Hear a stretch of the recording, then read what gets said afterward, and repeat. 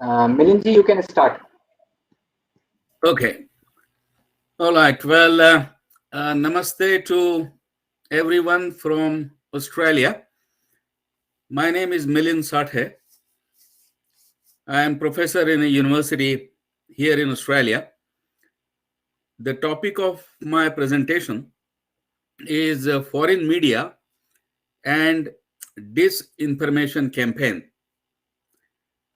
Now, disinformation campaign is commonly known as propaganda or false propaganda. I am going to talk on four key points. Number one, the history of propaganda warfare against India. Number two, a framework that we can use to analyze and understand the problem of false propaganda. Number three, how the false propaganda is used against India. And number four, what can we do about it and what we have done in Australia about it. So, the history of propaganda warfare goes back to the days of the British Raj. The British supported the theory, actually formulated and supported the theory of Aryan invasion. And the Varna and the Jati system was labeled as caste. Now, this kind of a false propaganda was taking place subtly. For example, calling Hinduism a religion or calling Dharma a religion is itself a propaganda. And Sanskrit Non-Translatables is a book recently written by Dr. Rajiv Malhotra, which is an eye-opener in this case.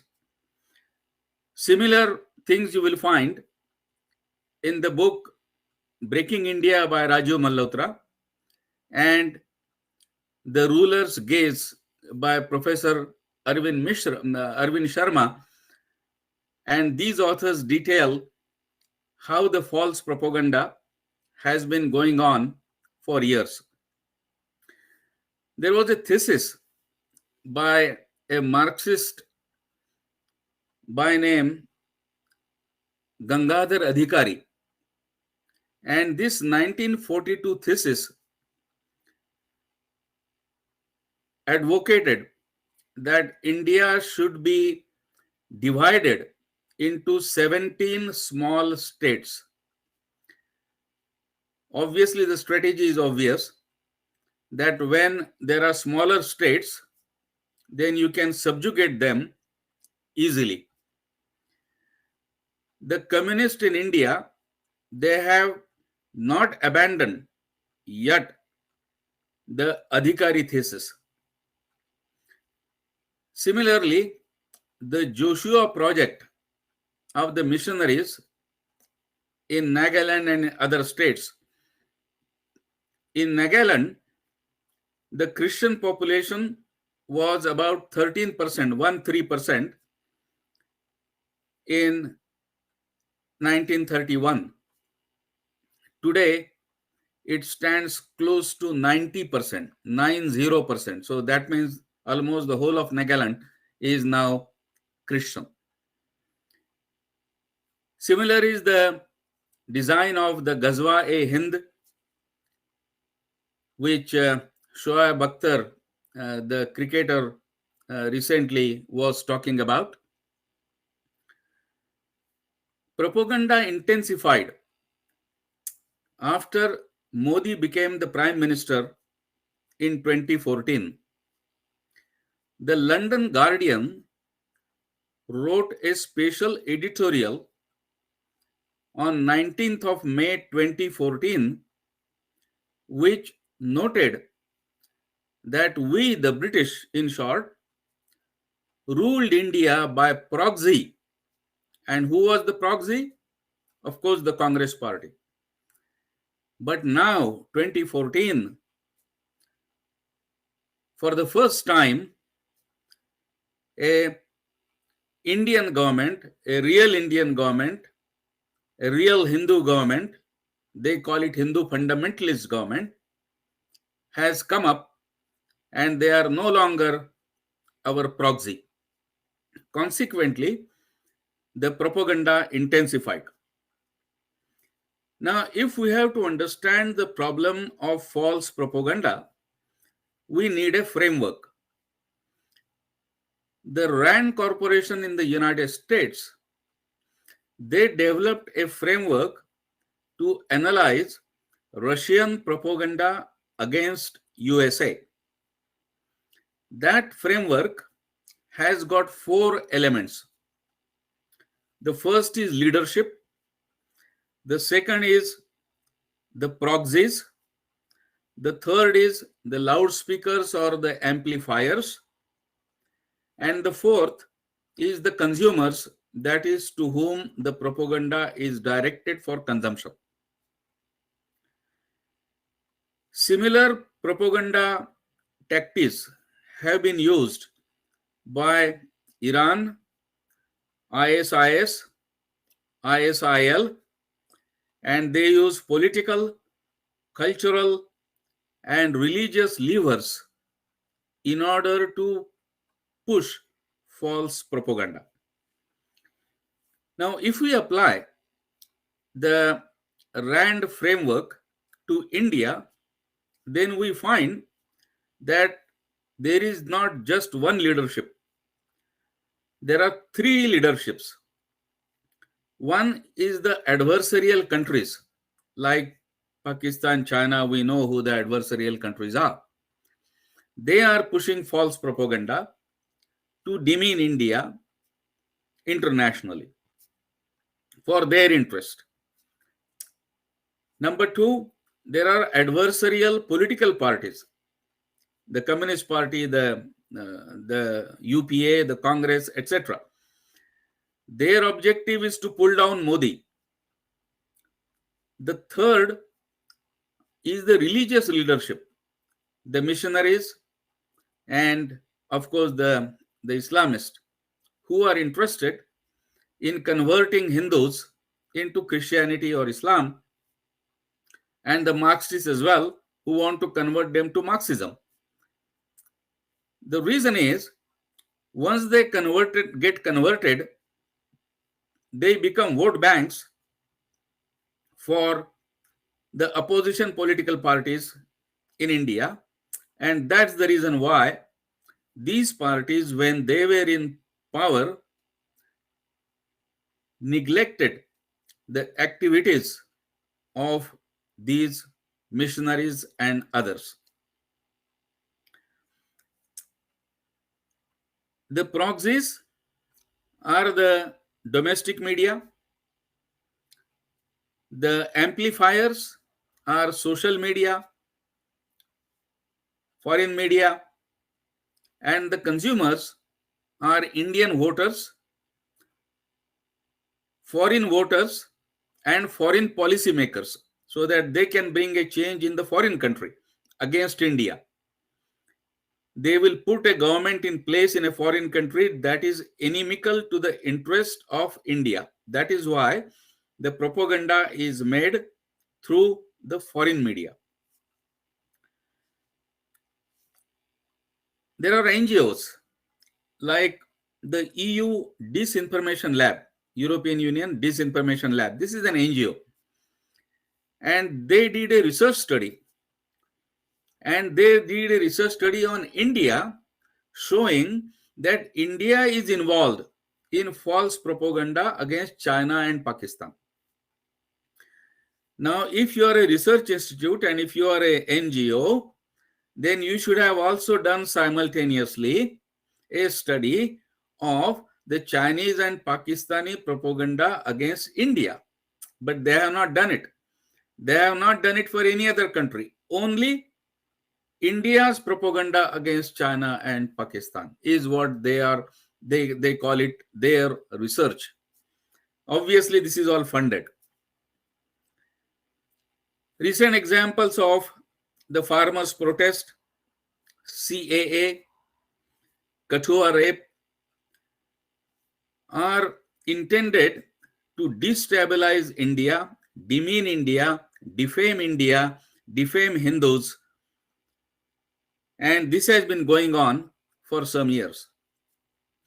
If India is really that bad, or Hindus are that bad, why is that the Rohingya Muslims are not going or not seeking asylum in China or in some 50 odd Islamic countries, but they choose to come and stay in India? It serves two purposes. One, they are safe here in India, which is a Hindu majority country. And number two, of course, is the demographic changes that can eventually harm India. An antidote against this is a united Hindu or a united Hindutva. However, united Hindutva is a threat to the regimented, dictatorial, and exclusivist worldview of the proselytizing religions as well as the Marxist ideologies. Their worldview is to create a world that is pan-Islamic, pan-Christian, pan-Marxist. And when that happens, harmony is not going to be there because they are going to fight against each other for dominance. The weaknesses of the Hindus have been very well identified by French governor of India, Dupleix. You may have heard his name in the history books. Now, Dupleix said that Hindus are not united. This is their first problem. Because they are not united, in order to settle their internal dispute or internal feud, they are willing to take or willing to invite foreign invaders. Number two, their army is not well trained. They are not disciplined. They lack technology. Of course, this was the time when the French and the British were having a tussle between themselves. And number three, they can be easily bribed. These lessons from Dupleix, these insights from Dupleix, were taken over by the British and used successfully against India, and their divide and rule game continued. How do we address this propaganda?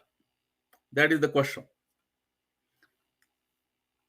One is, we need to have counter strategies and strategies that will mirror the strategies which they are using, the enemy is using. We need to have, now there are some strategies that are in the hands of the government. Well, the government is doing whatever they can do within their jurisdiction. But people like us who are in the non-government, what can we do? What is in our control? One is, we need to develop our own think tanks who will do research on these adversarial groups, write papers, circulate these papers. The Marxists, as you will know, have an excellent network. They have academic journals that are exclusively Marxist journals, and they publish in those journals and then cite each other in a club and then come and tell us that, look, my articles are published in a refereed journal. If you send an article countering a Marxist article published in a Marxist journal, obviously it will be rejected.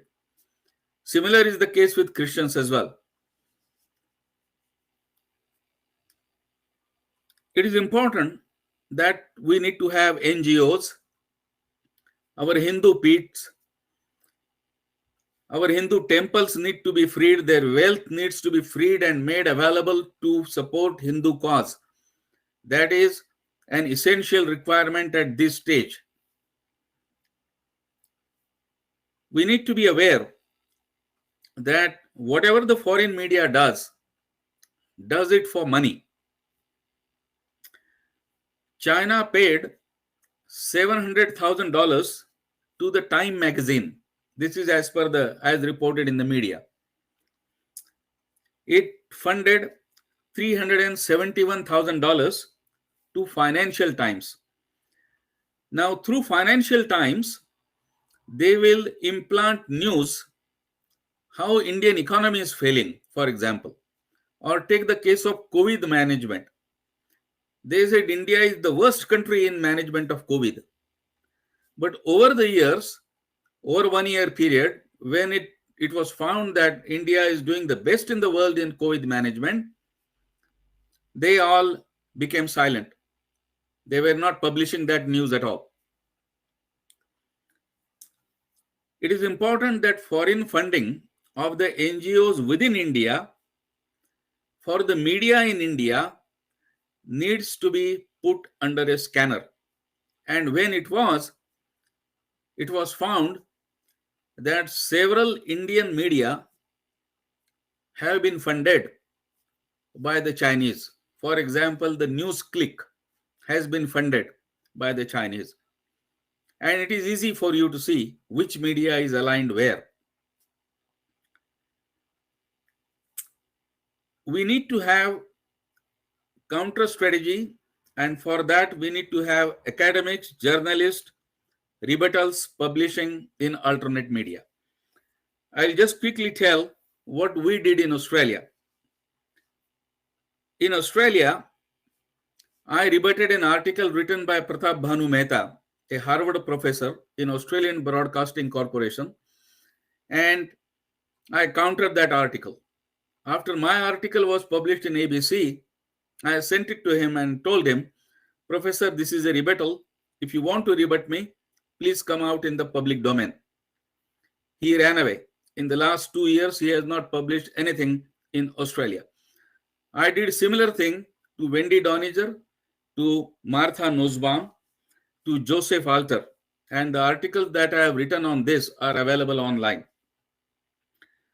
I did rebuttal of a journalist, Brian Tuhe, in the Sydney Morning Herald, and we also complained to the Press Council of Australia. Recently, when the Victorian government in Australia tried to ban the swastika sign, I prepared a research paper that swastika is not a Nazi symbol. The Nazi symbol is Hakenkreuz, and swastika is different. And this has been accepted by the Victorian government now, and Hakenkreuz is now at the website of the Victorian government and not swastika. So what are the lessons we get from this Australian study? Number one, do not ignore them, expose them, form a counter strategy. And thirdly, we need to train people. I am doing it in my limited way by training a group of academics in Australia as well as in New Zealand. So my time is up. Thank you very much. And it was nice to be here. Thank you. Namaste.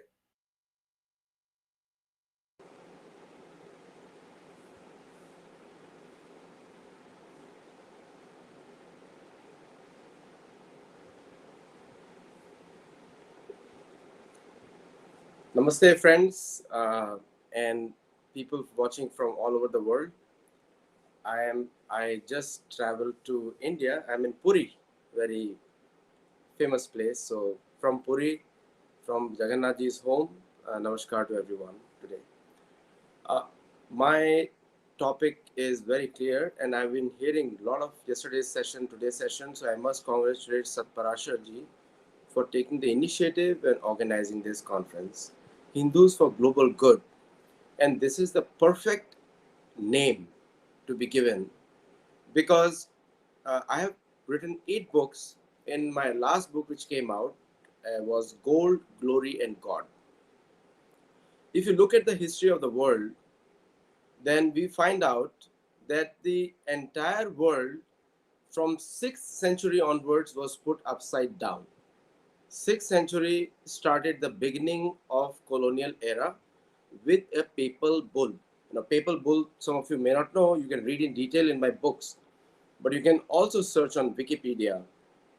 It was a call by the Roman Catholic Church to control or take the land from the natives in South America while they were searching for India, because the spices were known to remove diseases in Europe. The 13th century Europe was a very poor, diseased continent. And because of crusades, we all know how the natives of Europe went through crusades. And believe me, when I say the natives, we know they were all Hindus. Because the ancient Greek culture was directly derived from Sanskrit. And Vedic culture, including Sarai Kali, there's a deity in South France, which was known to be which is known by the European historians to be connected to Durga in India. So native Greeks were connected to Hindus in a very strong way. And the point which I'm trying to say is that the native cultures of the world, whether it's Africa, Europe, Asia, South America, we all know that the first migrations to the United States happened through the Bering Strait, wherein the Hindus who were running from Parshuram, they crossed over into Bering Strait. And that's how the population of North America came out. Otherwise, why would North Americans, the natives of North America and South America, they all came from up Alaska down to Chile? If you see the map there. In my books, I have described it very clearly about Parshuram's study, and also Krishna confirms in Mahabharata that how that due to Parshuram, some Kshatriyas went towards the east, which they obviously have ran towards, and the data suggests that the Bering Strait was a common connected land just few thousand years back. It was 1,000 kilometers wide, and it was so Alaska and Russia were connected continents. That is, a history shows. So we all know how the Native Americans have come about, and South Americans also. All this breed, and there is a DNA study also, and the DNA study says that the Indian genes is found prominent in many natives of North America and South America. In Europe, we all know it was a continentally connected thing. So we do not know that we know very accurately, and with research we can say that before the Christian era and the Islamic era, that is before the 6th century and the 1st century, believe me, the Bible was written in 525 Common Era, not before that. And Quran was completed in 9th century, 800 during that time. Now, before that, all the culture in the world was a Hindu culture. And people had peace, people had tranquility, people were connected to nature. The animal rights abuses were very less, and human rights abuses were also very less. But the fights were always on. See, it's the nature of a human being. There are some there are fights happening between nations, small states with another state. It is the law of the nature. It will happen. It did happen. But not mass scale religious persecution of people. That did not happen. And that is what Hindutva or Hinduness stands for. And the beauty of our culture is that it not only teaches us how to live harmoniously with another human being, it also teaches us to live harmoniously with nature, with animals, and also people belonging to multiple faiths. There is a very famous saying of Sikwan king that we were very kind to all these invaders despite them being looting our lands and making us a foreign citizen within our own land. This happened near Boston and northeast of America. So we as a Hindu community, and I must say before me the speaker was from Australia, Aborigines of Australia. Aborigines of Australia, it is very well known the entire Australian continent was fully occupied by Aborigines of Australia. And that means that every single part of that was inhabited. just a few thousand years, few hundred years back. What has happened to Australia? What has happened to the Maori community in New Zealand? What has happened to the Kazakh community in China? They are all connected to us. And the most important is what has happened to Romani people of Europe. So we have to, as a Hindu community, we must become the leaders of human rights in the entire world. We must question wherever, in my last book, Gold, Glory and God, these were the three main reasons of colonial conquest and destruction of native cultures of the world. Hindus are the only remaining Native Americans in the world today. The reason is that we have a culture which was original, thousands of years old, and also millions of practitioners are still remaining. The whole world looks up to Hindus to protect their rights. And I must, some of us have different opinions about Mahatma Gandhi, but one area I will congratulate him, and today is Mahatma Gandhi Jayanti also, that he fought for the rights of native South Africans. Because of his inspiration, Malcolm Marshall and other leaders of the black community, African American community, got inspired to raise their voices. And also in the apartheid, he has a major contribution in ending the apartheid in South Africa. Now, we may disagree with him on many points, but this one point we must take lessons from, that we have to stand together to protect the rights of all natives. And all of us are, some of us are divided on the American theory of critical race theory. Now, critical race theory is a European construct and in opposition to European construct. But what is the reason behind critical race theory? The reason behind critical race theory is critical faith theory, that Abrahamic faiths have a dominion over other people. That is the main reason. So where the Christians are in majority, they are humans, rest of them are pagans or heathens or infidels. Where Muslims are in majority, rest of the people are kafirs and they can be killed or they need to be taxed higher until they submit. So our Bhagavad Gita teaches us that we need to stand for our rights. Yudhyasva vigajjara. Without lethargy, fight. Bhagavan Krishna says, Mai sarvani karmani sanyasya dhatma chetasa nirashir nirmamo bhutva yudhyasva vigajjara. We don't read our scriptures. Our scriptures tell us that wherever you see, I've written 8 books, 3 on Mahabharata, 1 on Ramayana, and 2 books on a common commentary, Dharma commentary on current native affairs. Now, we have to learn our scriptures and build strength on it. Krishna says, Yuddhecha palayanam, means we should never come back from the fight. Somehow, we have been told to keep Mahabharata out of the house, it creates clash. Do not keep, and so we have kept all the important scriptures outside the house. And we are here fighting for survival. Believe me, the critical faith theory which I have proposed, that means that the faith which supports the maximum group of people, it becomes a critical faith. So Hindutva or Sanatantham Dharma is that faith which connects the maximum group of people. Vadanti tattva tattva vidas tattvam vid jnanamadvayam brahmeti paramatmeti bhagwan iti shabdati.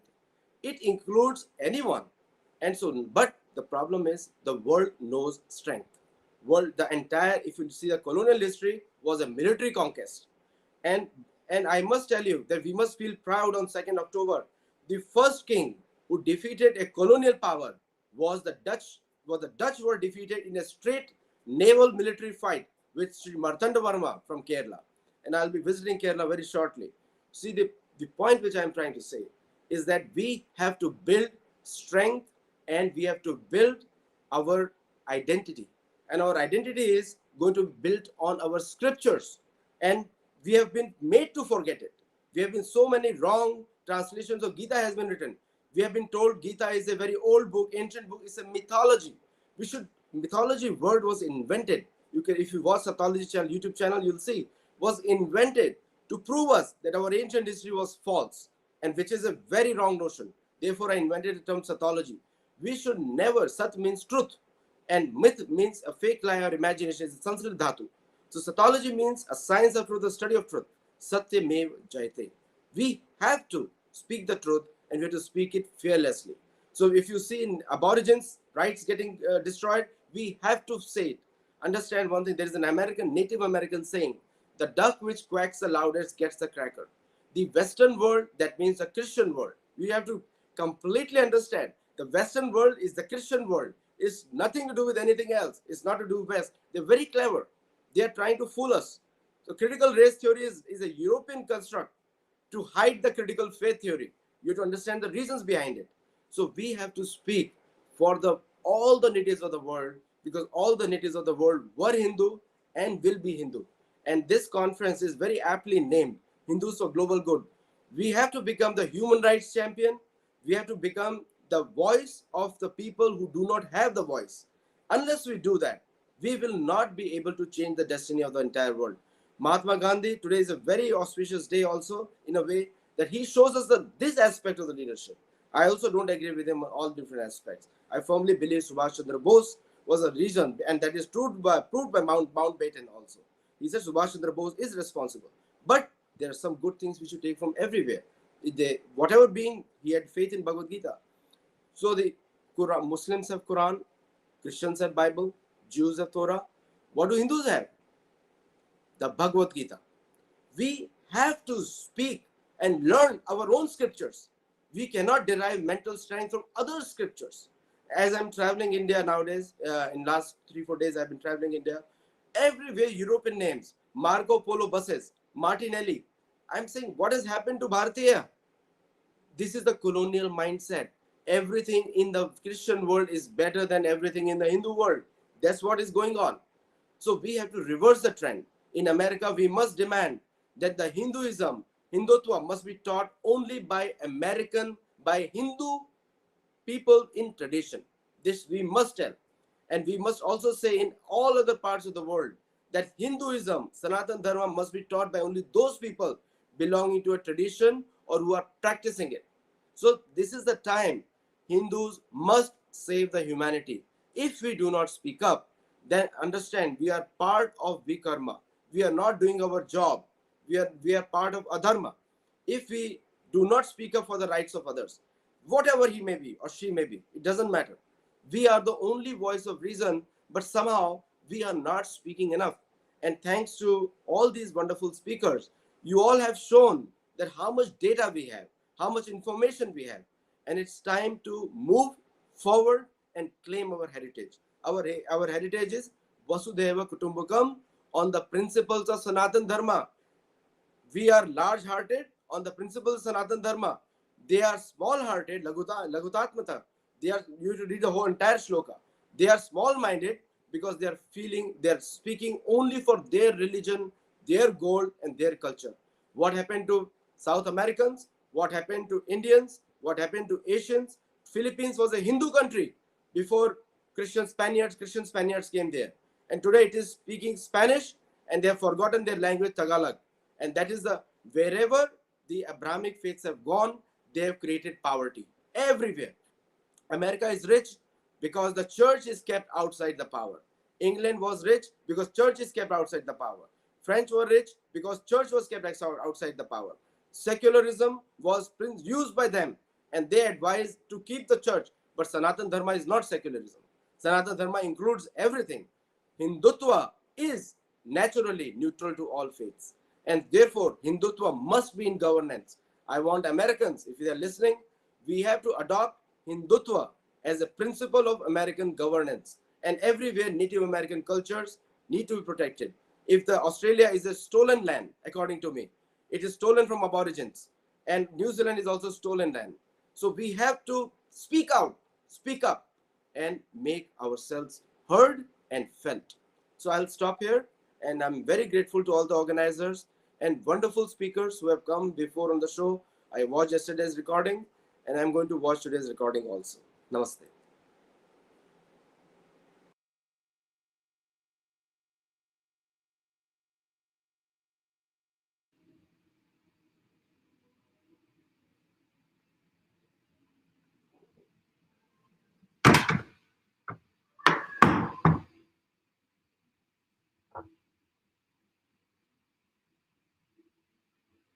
Anand, should I start?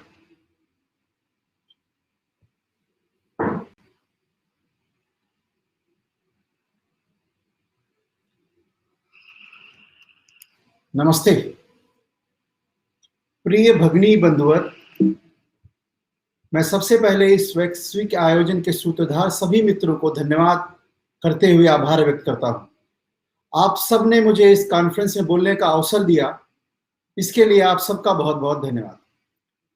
Sanskrit के उदय से दुनिया को राह दिखाने वाली भारत की धरती से विश्व के कोने कोने से इस कॉन्फ्रेंस को सुनने वाले सभी महानुभावों को मैं प्रणाम करते हुए हिंदुत्व और उसके नीति शास्त्र, उसकी वर्तमान आधुनिक युग में सार्थकता के विषय में आपके समक्ष में अपने विचार प्रस्तुत करता हूं।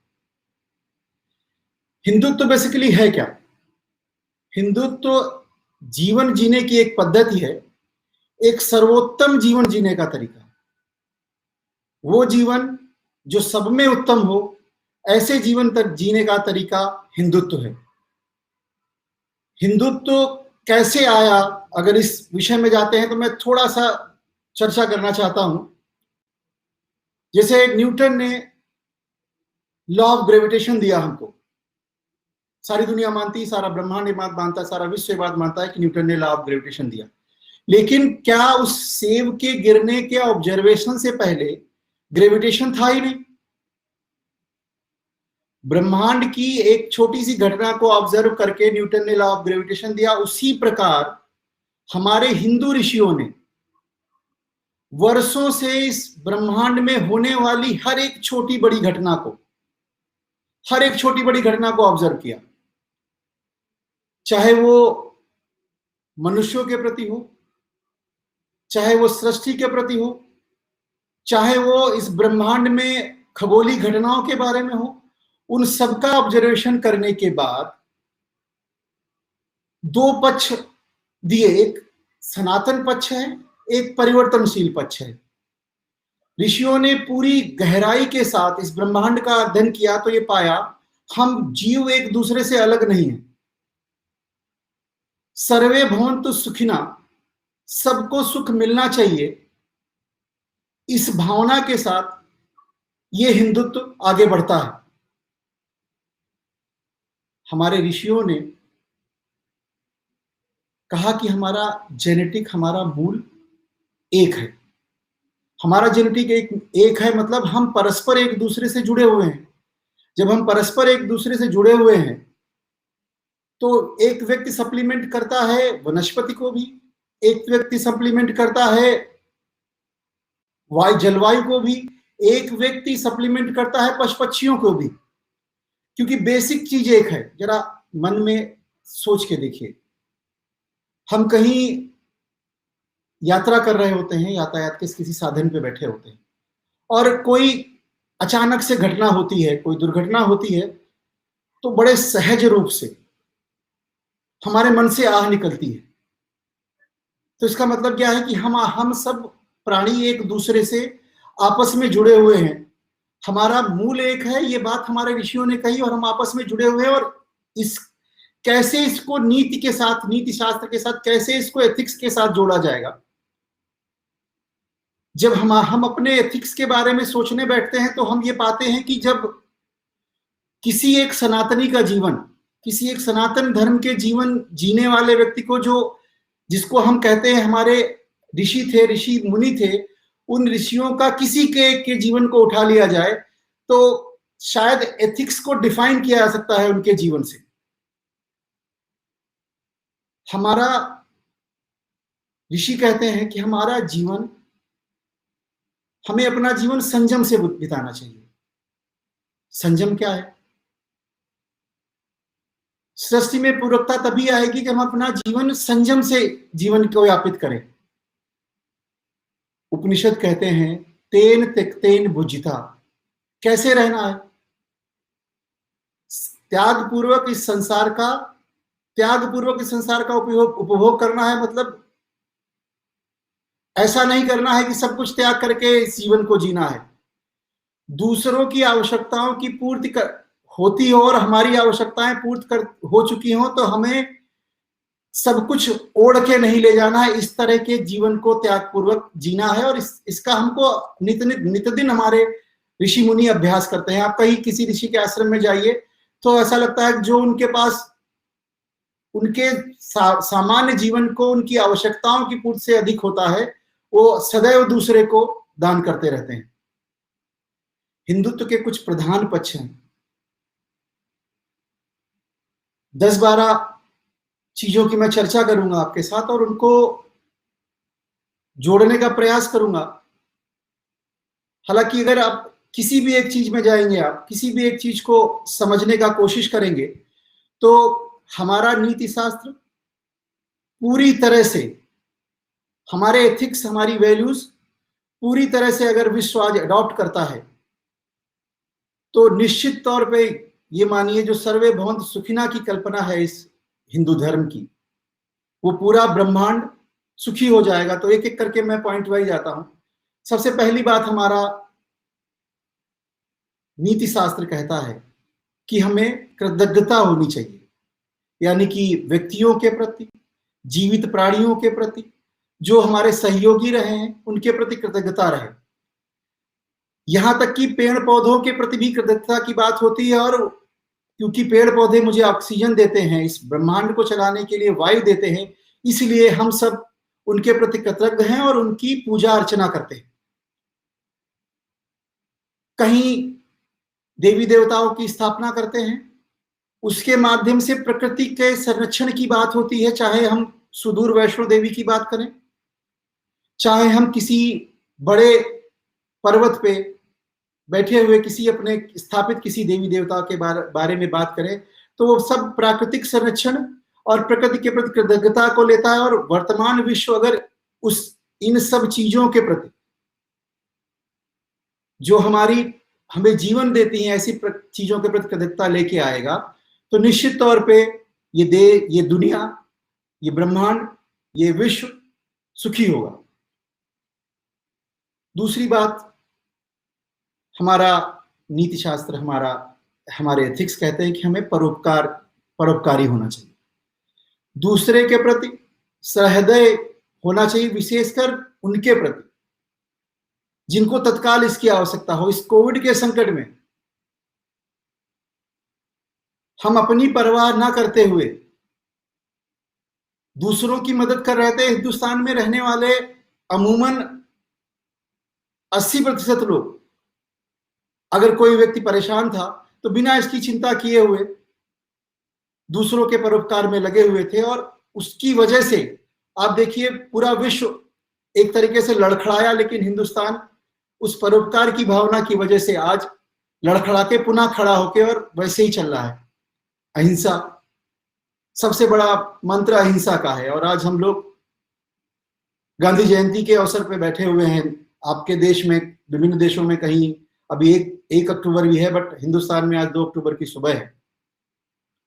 अहिंसा हमें जीव जंतुओं के प्रति ही नहीं, और किसी पे शारीरिक चोट करना ही हिंसा नहीं है, मानसिक चोट भी अहिंसा है। और जब इस कॉर्पोरेट वर्ल्ड में इस अहिंसा को आप उपयोग करेंगे, तो बड़ी आसानी से आप ये पाएंगे किस तरह से किसी व्यक्ति को लोग मानसिक चोट पहुंचा के उसको धीरे धीरे कुढ़ने पे मजबूर करते हैं। तो अगर एक प्राणी, एक इंसान इस हमारे सनातन धर्म का, इस हिंदुत्व का छोटा सा अंश भी अपने अंदर ग्रहण कर लेता है अहिंसा का, तब भी इस दुनिया का उद्धार हो सकता है। माता पिता और शिक्षकों के प्रति आदर का व्यवहार कहीं छुपा नहीं है। किस तरह से आज जब लोग आदर की भावना, सम्मान की भावना दूसरे लोगों के साथ नहीं रखते हैं, अपने वरिष्ठों के साथ नहीं रखते हैं, अपने गुरुओं के साथ नहीं रखते हैं, तो धीरे धीरे क्षीणता आती चली जाती है। और समाज जब नीचे जाएगा तो विकास अपने आप रुकता है। स्त्रीत्व के प्रति आदर, मां दुर्गा की पूजा से लेके मां सरस्वती की पूजा तक, मां रूपी स्त्री की पूजा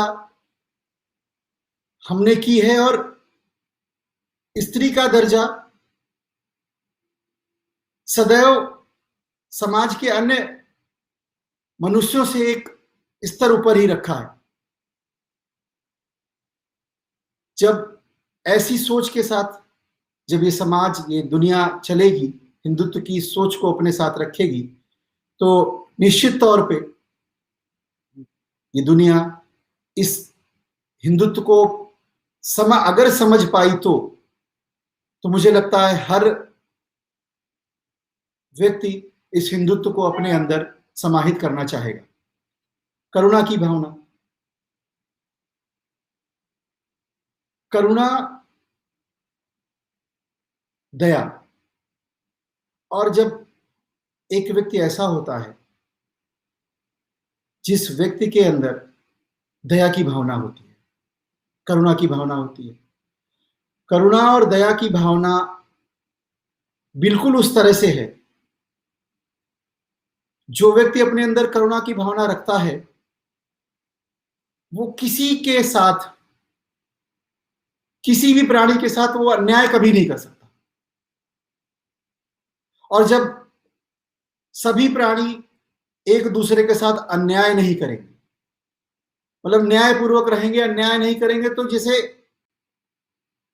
जो सबसे बड़ी समस्या है आतंकवाद की आज विश्व में, ये स्वतः समाप्त हो जाए। जिस तरह के संसाधनों का प्रयोग करके, जिस तरह से टेक्नोलॉजी जो विकसित होती चली आई, मतलब जिस परिवर्तनशील समाज की बात करता है हिंदुत्व, उस परिवर्तन को अडॉप्ट करने की बात करता है, लेकिन अपनी संस्कृति को संरक्षित सुरक्षित रखते हुए, यानी कि हमारी जो मूल भावनाएं हैं 1 2 3 4, स्त्रीत्व के प्रति आदर, माता पिता के प्रति आदर, करुणा की भावना, अहिंसा की भावना, परोपकार की भावना, कृतज्ञता की भावना, इन सबको लेते हुए अगर ये समाज अपने आप चलेगा तो ना दंगे होंगे, ना आतंकवाद की घटनाएं होंगी, वनस्पतियों के प्रति प्रेम की भावना, मतलब किसी को नुकसान नहीं करना है, किसी को नुकसान ना करते हुए भी परिवर्तनशीलता को अपने अंदर रखे, परिवर्तनशीलता को अपने अंदर रखे और आधुनिकता को अपने साथ जोड़ के चलना है। इसका अर्थ बिल्कुल इस तरह से नहीं लगाना चाहिए कि लोग कहते हैं बार बार, कभी कभी जब हम अपने इस धर्म को अलग तरीके से लोग डिपिक्ट करते हैं, अलग तरीके से हमारी एथिक्स को, आस्थाओं को अलग तरीके से करते हैं, तो हमको अंधविश्वासी बताते हैं। हर चीज का, हर एक हमारी संस्कृति में उल्लिखित हमारे हर एक धर्म के हर एक सिद्धांत का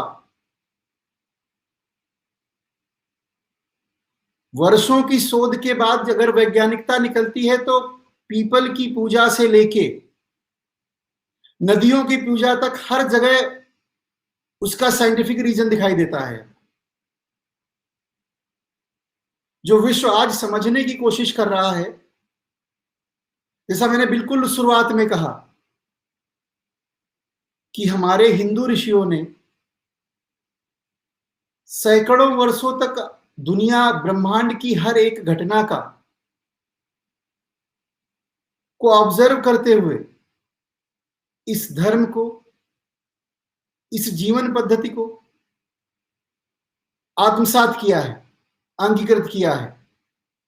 तो कोई भी चीज, इस धर्म को मानने वाली कोई भी चीज ऐसी नहीं है जो साइंटिफिक ना हो। वर्तमान में जो साइंटिस्ट आए, वर्तमान में जो साइंटिस्ट हुए, उनकी थ्योरी भी ऑब्जर्वेशन बेस्ड है।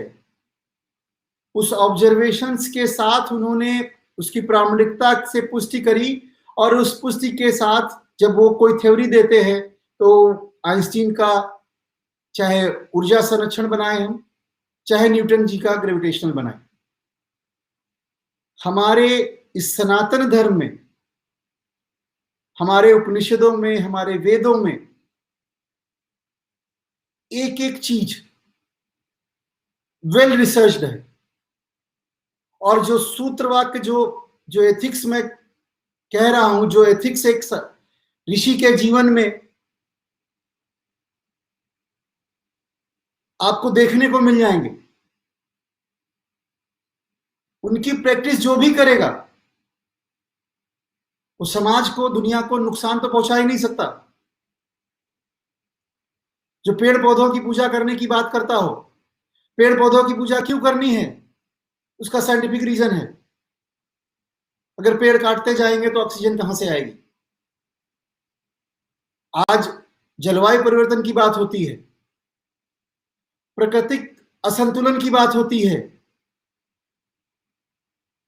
जैव विविधता का संरक्षण हमें हमारा सनातन धर्म ऐसे ही शिक्षा दे देता है जिसको किसी को विशेष तौर पर शिक्षा लेने की जरूरत नहीं पड़ती। सनातन घर में पैदा हुआ बच्चा जीवन के अपने पहले अध्याय से जो उसको अपनी माता से मिलता है, वहां से लेके उसके जीवन के हर होने वाली घटना में, उसके परिवार की हर होने वाली घटना, उसको दुनिया विश्व कैसे अच्छा चले, कैसे हमारा व्यवहार अच्छा हो, किस तरह से चले, इसको सिखाती चली आती है। सच्चे जीवन की बात होती है। सच्चे जीवन की बात करते हैं हमारे एथिक्स।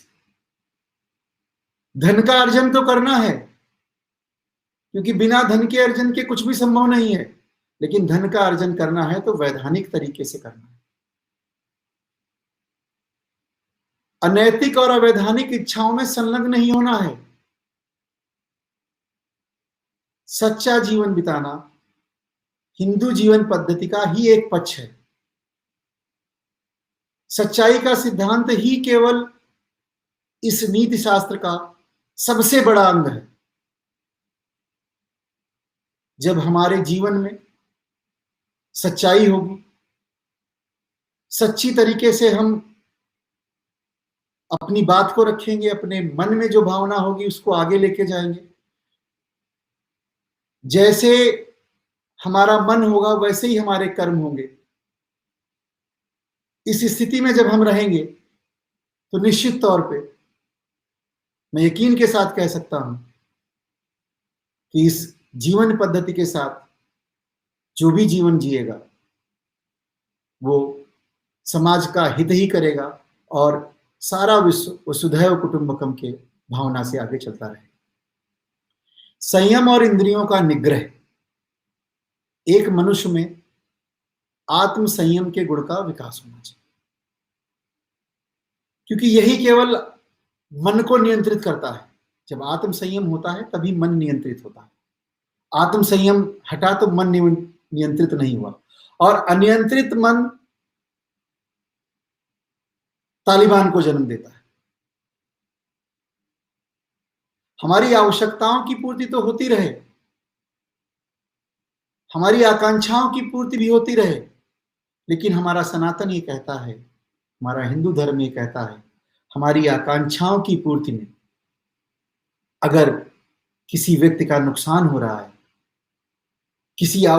हमारी आकांक्षाओं की पूर्ति में अगर किसी की आवश्यकताएं कट हो रही हो, किसी आवश्यकताओं की पूर्ति होने में बाधक हो रही हो हमारी आकांक्षाएं, तो निश्चित तौर पे हमें उन आकांक्षाओं को पूर्ति नहीं करना चाहिए। ऐसा संयम हमें अपने इंद्रियों पे बनाना है।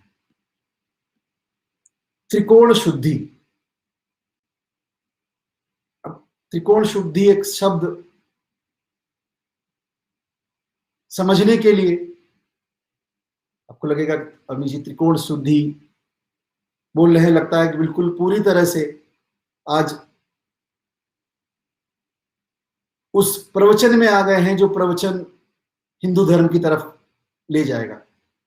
ऐसा बिल्कुल नहीं।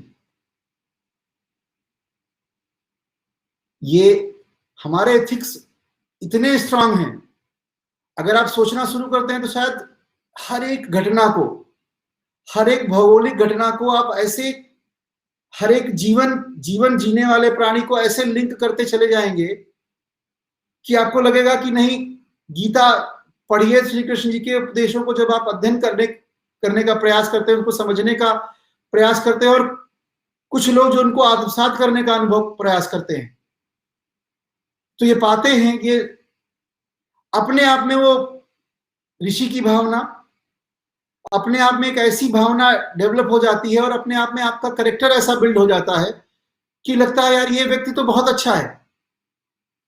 वैसे ही त्रिकोण शुद्धि की बात मैं करूं तो व्यक्ति के विचार, मेरे विचार और मेरी वाणी और मेरे कर्म, तीनों के बीच में सामंजस्य होना चाहिए।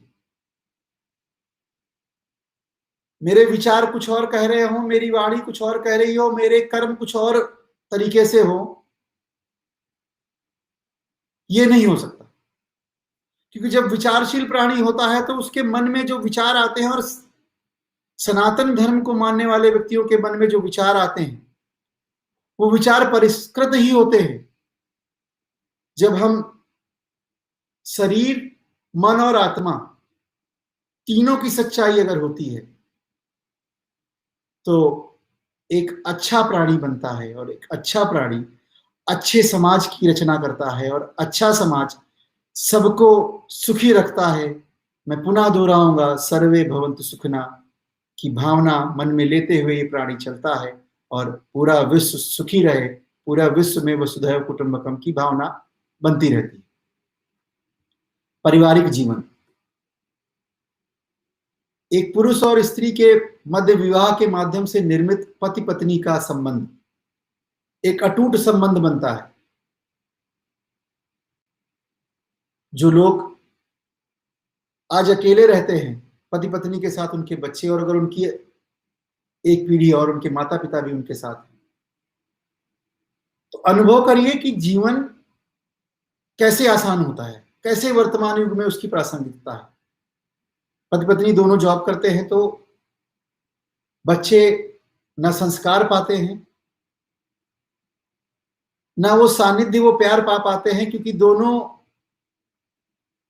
अपने दायित्व का निर्वहन में लगे होते हैं। और ये जब ये परिवार कुटुंब के रूप में एक साथ रहता है तो हमारे अपने माता पिता से हमारे बच्चे वो संस्कार भी प्राप्त करते रहते हैं, और कहीं भी कोई ऑब्स्टिकल नहीं आता। माता की संकल्पना, माता की संकल्पना हमारी सबसे बड़ी धरोहर, हमारी मां, और हमारा सनातन धर्म पृथ्वी को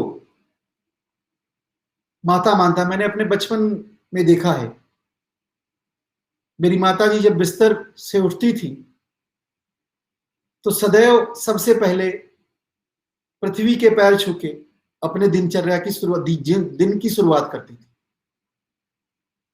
मतलब ये कल्पना, ये जीवन अगर किसी ने दिया है, पृथ्वी ने दिया है। वर्तमान परिदृश्य में, आज इस वर्तमान परिदृश्य में जब हम बात करते हैं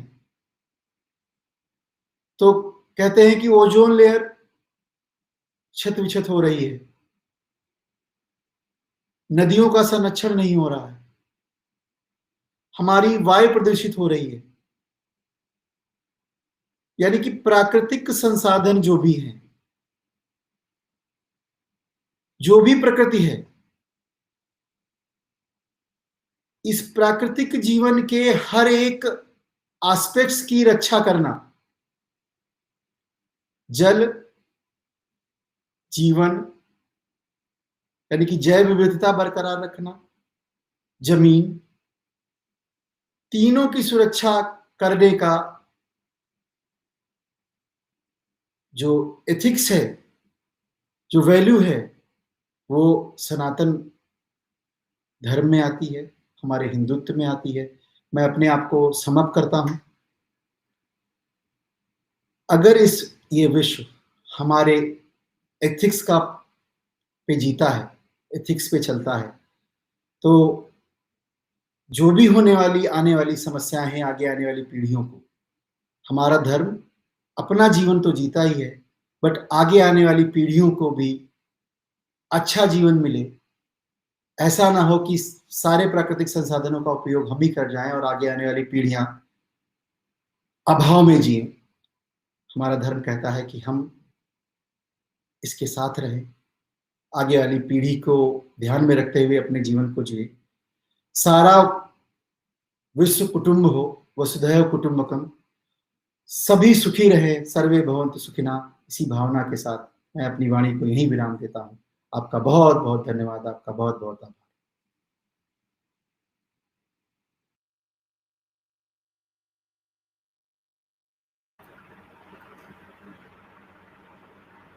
All right, so I will begin with my speech.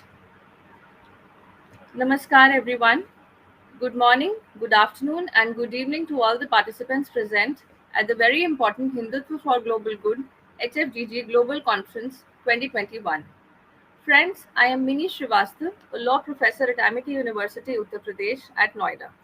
In this conference, we all have assembled here to discuss and deliberate upon various aspects and facets of Hinduism, thereby highlighting the goodness in the great religion of Sanatana Dharma.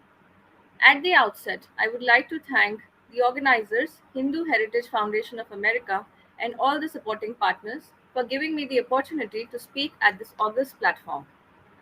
Before starting the deliberation, I would like to specifically mention that I am speaking here only in my personal and not professional capacity as a follower of Sanatana Dharma. And to set the context of my main topic, I would actually first and foremost like to briefly deliberate on three phrases: Sanatana Dharma, Hindu, and Hindutva. So, what is Sanatana Dharma? Friends, it is made up of two words, Sanatan and Dharma. The word Sanatan is a Sanskrit word meaning eternal, that is, शाश्वत या हमेशा बना रहने वाला, अर्थात जिसका न आदि है न अंत है. Now, speaking of dharma, I hope many of us are aware that the real meaning of the word dharma is not same as the globally accepted definition of the word religion. The word comes from the Sanskrit root dhri, which means to sustain, or in simple Hindi, dharan karna. This means dharma is the most integral characteristics of someone or something, which, if taken away from them, then that something or someone will cease to exist. So, the basic nature or characteristic of something or someone would be called its dharma. Dharma could be that of an object or of a person.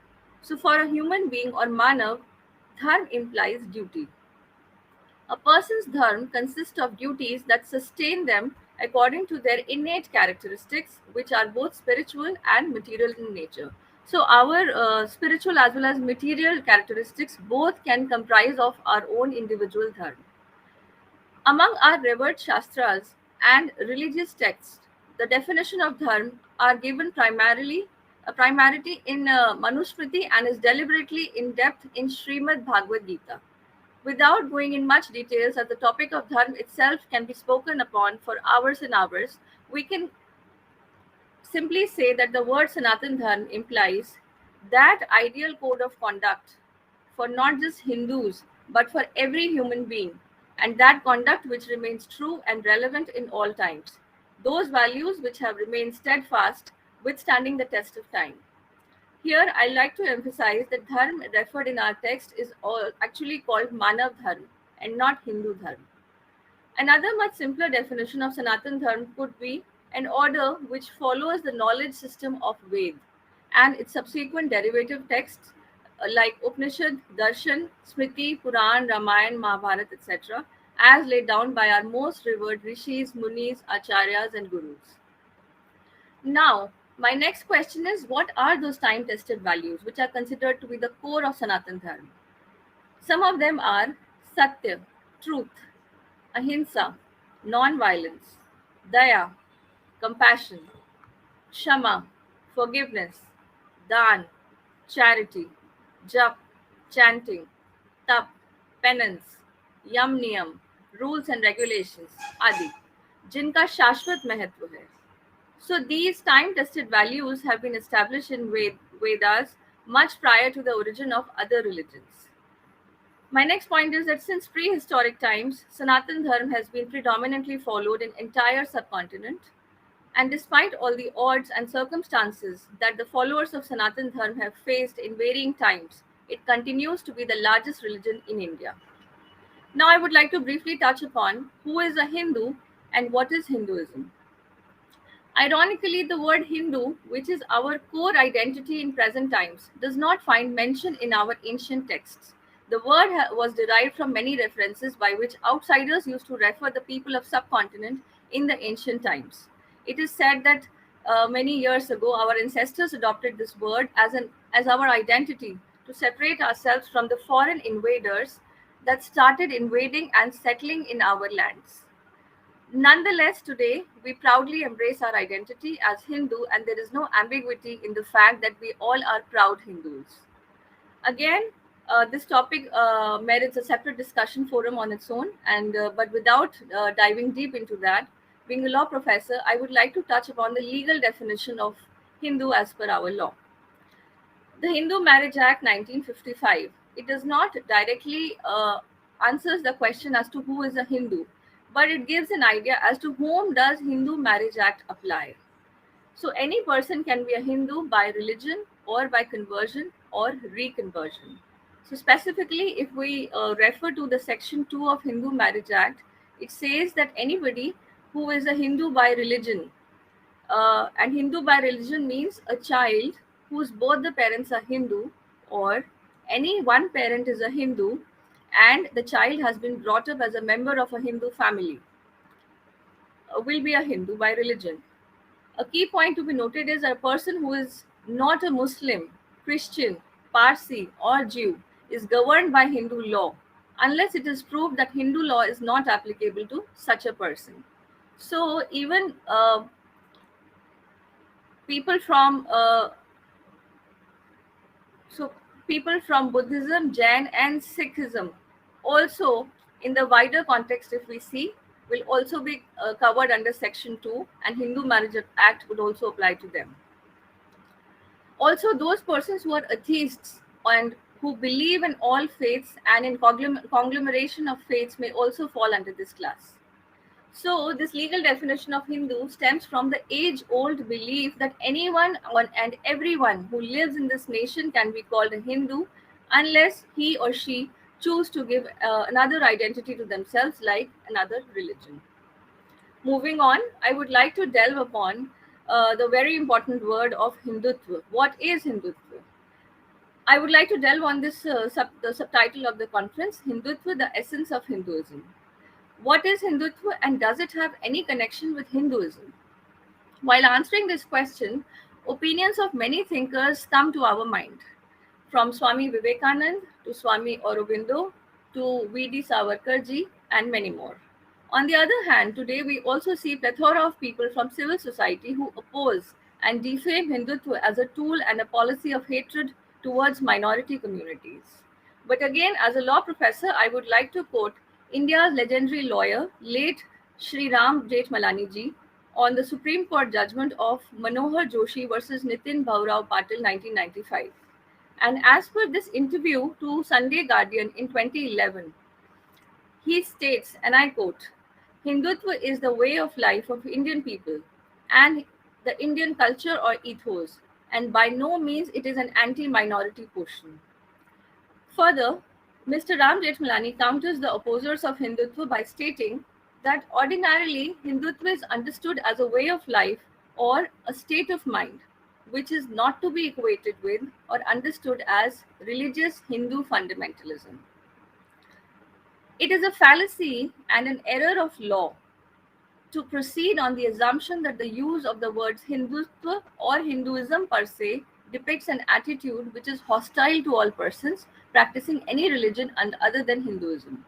So he clearly says that this kind of perception of misconception which is being spread against Hinduism or Hindutva is actually a fallacy and error of law.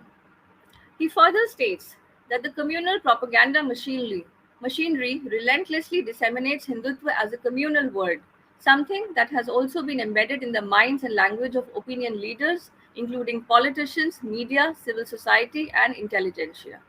He earnestly requests them to discover the true meaning of the word Hindutva as defined in Supreme Court judgment before they use it with communal overtone.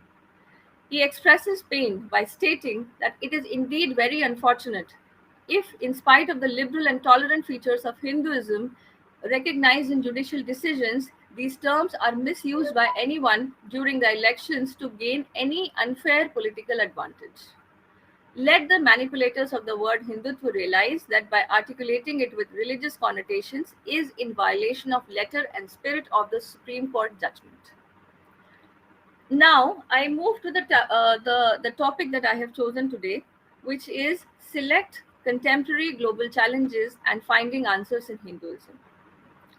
Friends, I would like to flag 4 global challenges of today's world, which is affecting all of us directly and indirectly. The first one being unhealthy lifestyle and growing mental stress. I think we all will be in agreement that one of the banes of the so-called modern civilization is the adverse effect on our physical and mental health caused by our evolving unhealthy lifestyle and growing mental stress. The solutions that Hinduism can provide in tackling these miseries of modernity could lie in our ancient systems of yoga, Ayurveda, and vegetarianism.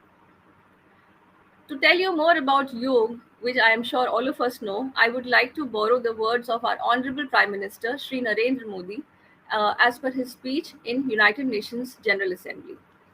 He states, and I quote, "Yoga is an invaluable gift of India's ancient tradition. It embodies unity of mind and body, thought and action, restraint and fulfillment, harmony between a man and nature, a holistic approach to health and well-being. It is not about exercise, but to discover the sense of oneness with yourself, the world, and nature. By changing our lifestyle and creating consciousness, it can help in well-being. Let us work towards adopting the International Yoga Day." Unquote. Today, across the globe, millions of people are accepting the benefits of yoga and making it part of their regular lifestyle. Moving on, another facet, very important facet, which as far as health is concerned, is Ayurveda. Ayurveda places great emphasis on prevention and encourages the maintenance of health through close attention to balance in one's life, right thinking, diet, lifestyle, and the use of herbs.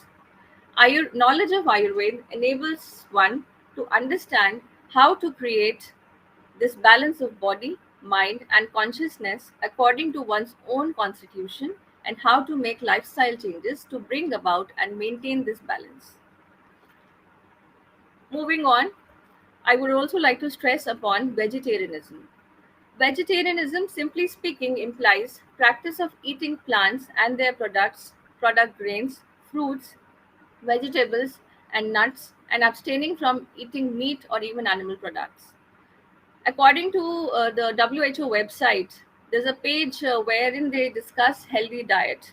So there it is mentioned that there is a clear evidence that shows the benefits of a diet high in fruits, vegetables, legumes, nuts, and grains, but lower in salt, free sugars, and fats, particularly saturated and trans fats.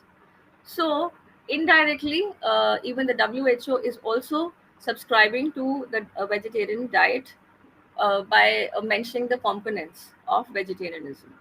Similarly, there can be countless other examples like Surya Namaskar, Sandhya Vandana, etc., where practice of our traditional value systems lead to undoubted benefit to both physical and mental well-being of humans. Friends, now I would like to move on to the next concern, which is again global in nature, that is rising intolerance towards each other. Today, no one can deny the world that no one can deny that the world is facing the rising intolerance towards divergent viewpoints. We are collectively, as a human race, are becoming more and more impatient and less accommodating towards those who have opinion which is different than ours. All this is the source of major problems at domestic level till international and global level. To counter this challenge, we all can look and learn. We all can look at and learn from our timeless culture of Hinduism, which allows and promotes multiple thoughts to coexist under the one umbrella of Sanatantham. Dissent with respect is something which we deeply believe in. For example, we have different sampradaya system within Sanatantham, whose definitions and philosophies about nature of Bhagwan, Prakriti, and their relations with all living beings, plus ways of living, meditation, etc., are completely different, and in some cases almost opposite to each other. But the one common point of all these sampradaya is that they have been taught to respect each other and accept each other's existence without malice and prejudice. This without malice and prejudice is what I would like to underline. For example, Vaishya Sampradaya and Shaiv Sampradaya and Shakt Sampradaya. Another example could be Dvaitwadis and Advaitwadis. Despite all their differences, they continue to give each other mutual respect and coexist peacefully and make it a point to never insult or demean each other. Moving on, I would like to flag the third global challenge, one of the very important, one of the very serious global challenges that we are facing, that is fundamentalism. As per Collins' dictionary, fundamentalism is the belief in the original form of a religion or theory without accepting any later ideas. It is also a source of some of the major conflicts in the world today. To counter this, the world can learn from the principle of assimilation that Hinduism preaches and follows. For example, the acceptance of Sri Ramcharitmanas, in spite of it being a non-Sanskrit text, because it was written in Avadi at that age, it is accorded equal respect at par with our ancient Sanskrit Shastras. The power of assimilation should not be undermined, as it is probably because of this trait our Sanatantham Dharma has stood the test of ages till date.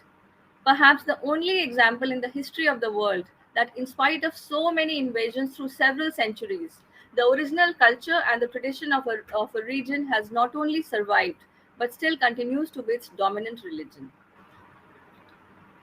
Moving on, I would like to focus on another global challenge, which is terrorism. One of the biggest challenges to humanity today is terrorism. It may appear that terrorism emerges from fundamentalism and intolerance, but it is basically a mental deformity. In my opinion, it is a mental deformity which induces a cruelty in a person to such an extent that makes him or her justify extreme violence against innocent people. To counter this deviant mental trait, answer, in my opinion, lies in the core values of Sanatana Dharma, which are Daya, Shama, and Ahimsa. Compassion, forgiveness, and non-violence.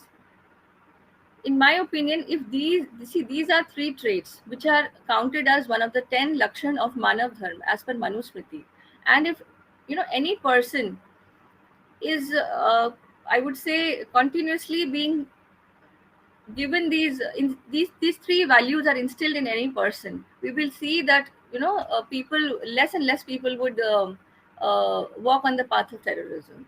Daya, Shama, and Ahimsa. If these traits are followed by any society, it will lead to more humane and peaceful society. Friends, apart from these challenges and how Hinduism can actually be used to counter these challenges, I would also like to lay stress on reforms that have been made in Hindu society. I would also like to touch upon a common misconception against the Hindu society, which accuses us to be orthodox and anti-reformists. I concede that with time, the Sanatana Dharma also was plagued with some serious inhuman ills and malpractices like sati pratha, bigamy, and casteism based on birth, leading to untouchability. Friends, I am very proud of saying this, that we collectively as a society and as a country have taken the following constitutional and statutory reforms in this regard. Number one, we passed the banning of sati system under Bengal Sati Regulation Act in 1829. Also, there is enactment of the Commission of Sati Prevention Act 1987. Further, bigamy is prohibited under Section 494 of Indian Penal Code 1860. To counter casteism and untouchability, we have consciously taken the following steps, namely, constitutionally guaranteed fundamental human rights, abolition of untouchability in 1950 by Article 17 of the Constitution of India, Scheduled Caste and Scheduled Tribe Prevention of Atrocities Act 1989, provision of reservation in places like educational institutions for employment opportunities, etc., establishing social welfare departments and national commissions for welfare of scheduled castes and tribes. In my opinion, these steps that we have taken are quite revolutionary. The society may still be plagued by certain ills. I do not say that everything has become perfect, but we have consciously, in our legal landscape, we have taken these steps in order to bring changes in the social landscape, and I myself feel that the changes have already started. Changes are being done for years now. At the end, I would like to conclude by saying that in order to improve ourselves, we must resort to the timeless practice of introspection, that is, Atmachintan or Atmavishleshan. We must stay humble and continuously strive to become better version of ourselves than what we were yesterday. Also, we must reflect upon some key questions. Uh, that is, have we understood the true values of Sanatan Dharma, which as guided by our religious shastras and our revered acharyas and gurus? Have we really understood those values? And number two, how far are we following these values in our daily lifestyle? Friends, there are several challenges and threats that are pitted against our culture, values, and way of life. However, in my opinion, one of the biggest challenge is that if we can stay true to our old, timeless Sanatani values, and what is the real and the real test is faced by each and every Hindu today. The path suggested by Sanatan Dharma is virtuous, but it is not easy to attain, and straying is very easy. But if we stray from the path, then the very forces against which we are raising our voices today would have won. So we need to stay conscious, and we need to continuously strive to walk on the path that our great Sanatan Dharma has shown us. Thank you. Namaskar.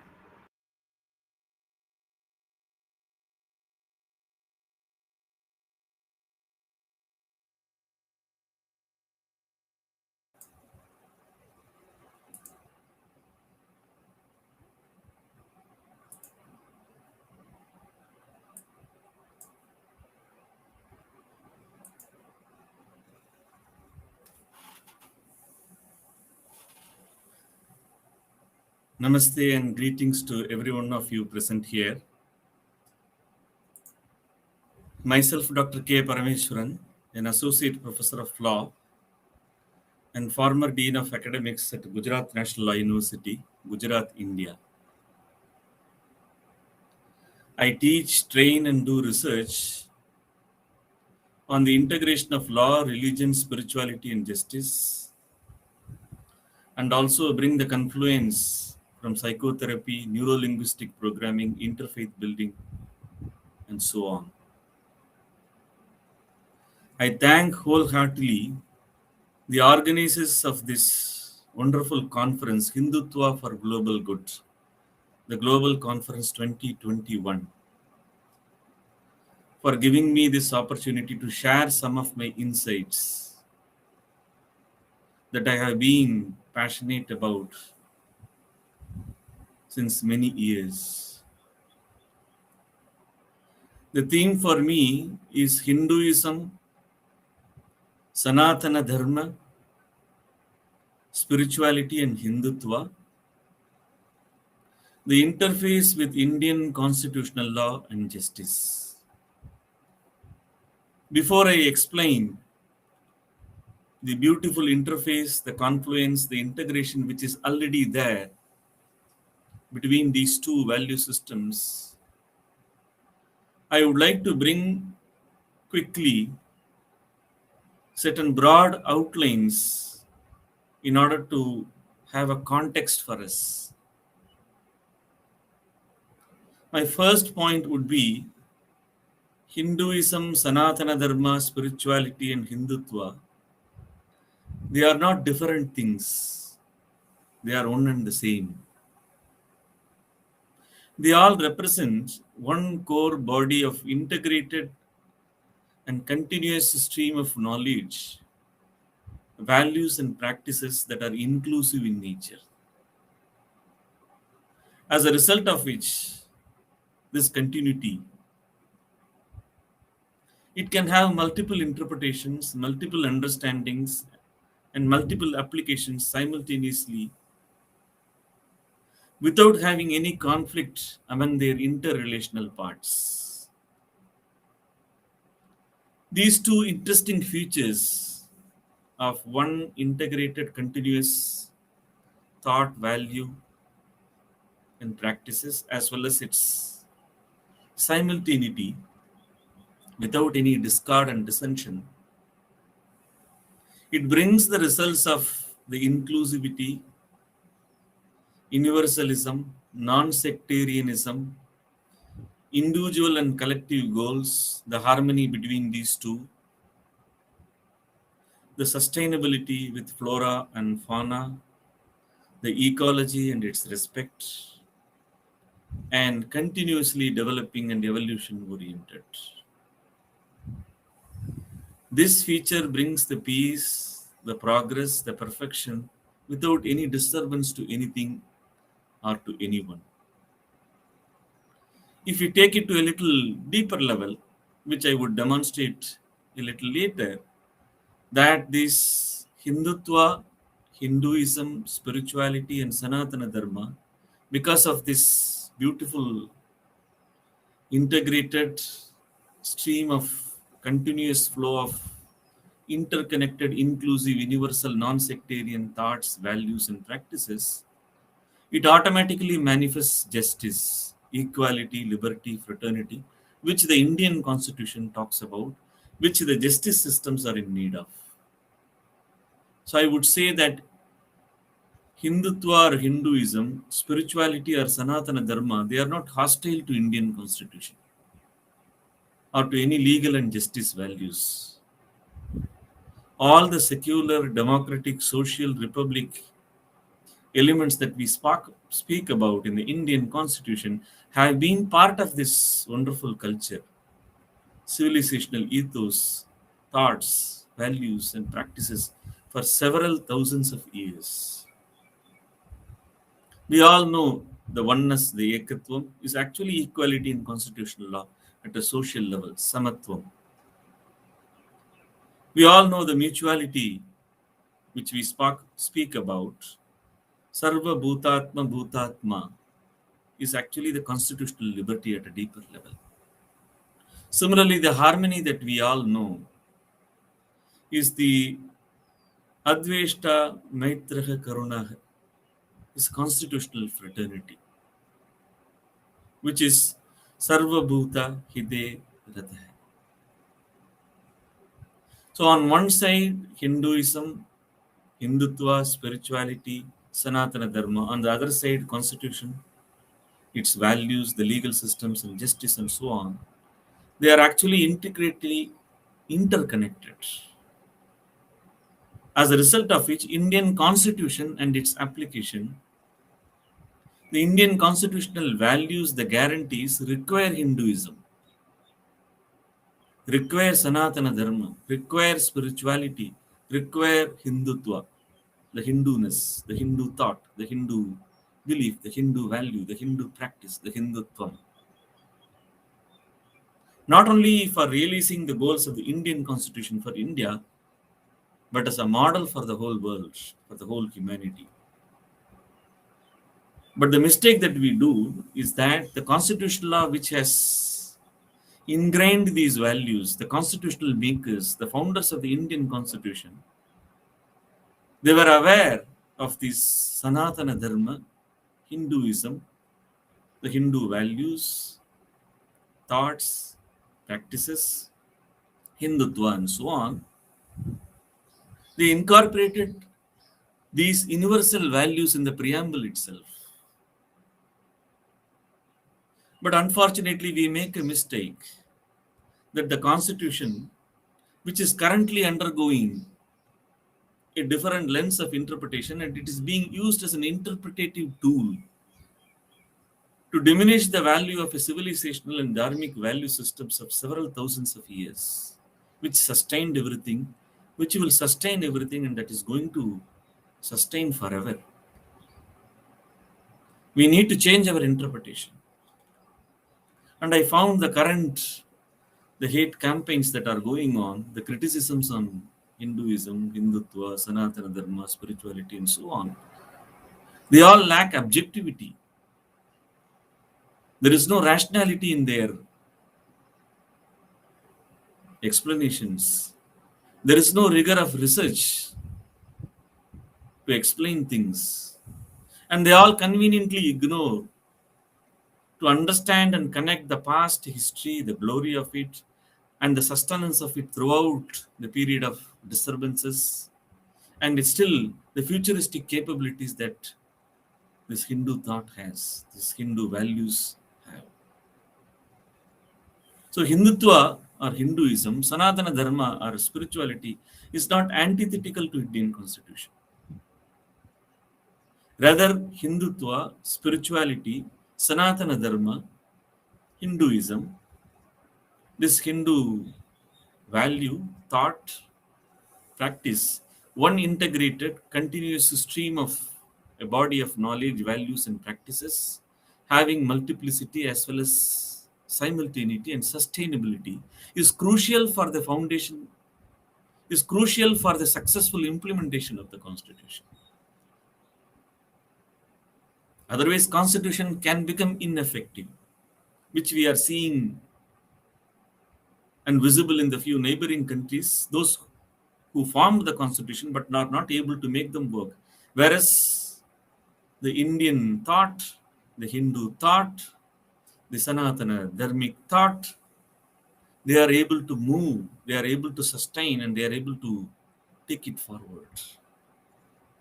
Because of this inclusive nature, because of this universal nature, because of its non-sectarianness, because of this deep respect for ecology, flora and fauna, because of the balance between the individual liberties and the collective liberties and so on. So to put it in a nutshell, Hindutva is a broad, all-inclusive, uniting framework that has nourished all the cultures and religions in the entire region in and around India. And it is going to still nourish. Because of it, India could become a vibrant democracy. The regional parts that abandoned this, they have almost become failed states. They have seen violence in their state inside, leading to civil wars and so on. Hence, the continuance of Hinduism, the continuance of Hindutva, the continuance of Sanatana Dharma values, the Bharatiya tradition, its culture, is critical for whole humanity, is critical for future humanity. We cannot avoid this. Now let me explain the theme that is given to me: Hindutva, Hinduism, spirituality, Sanatana Dharma on one side, Indian constitution, the legal systems, the justice, equality, liberty, fraternity on the other side. Where is the interface? One wonders. For that, we need to understand what do we mean by Indian idea of the Hindu spirituality, the Sanatana Dharma, the Hindutva, the Hinduism in its core insights, and we need to understand what Indian constitution represents. To put it very simply, we all know what is Hinduism, what is Sanatana Dharma, spirituality, yoga, and so on. But I will just give a simple explanation of it in order to bring the interface between this value system and the value system which we are struggling to achieve, which are there from the Constitution. So to put it very simply, the spirituality, the Hinduism, the Hindu thought, the Hindu practice, the nature of life, the view of life, Sanatana Dharma, Hindutva, they all just speak about one thing, that there is a greater reality other than all these, which we know. There is a greater reality other than the mind, the emotion, sense, and the body, which we are aware of, which we call ourselves as the personality. Other than that, there is a greater reality which is surrounding all these, surrounding everything, inside everything, above everything, below, all around. And an awakening to that greater reality, an awakening to that zone of experience, which is experiential, it is scientific, it is rational. An awakening to that greater reality gives us the experience of something in our own life. What is that? The experience of the oneness, the experience of the mutuality, the experience of harmony. Satyam Ridham Brihat. This is the core experience of Sanatana Dharma, the core practice of Hinduism, Hindutva, Hinduism, yoga, and so on. What more do you need when we experience something of the unity and oneness?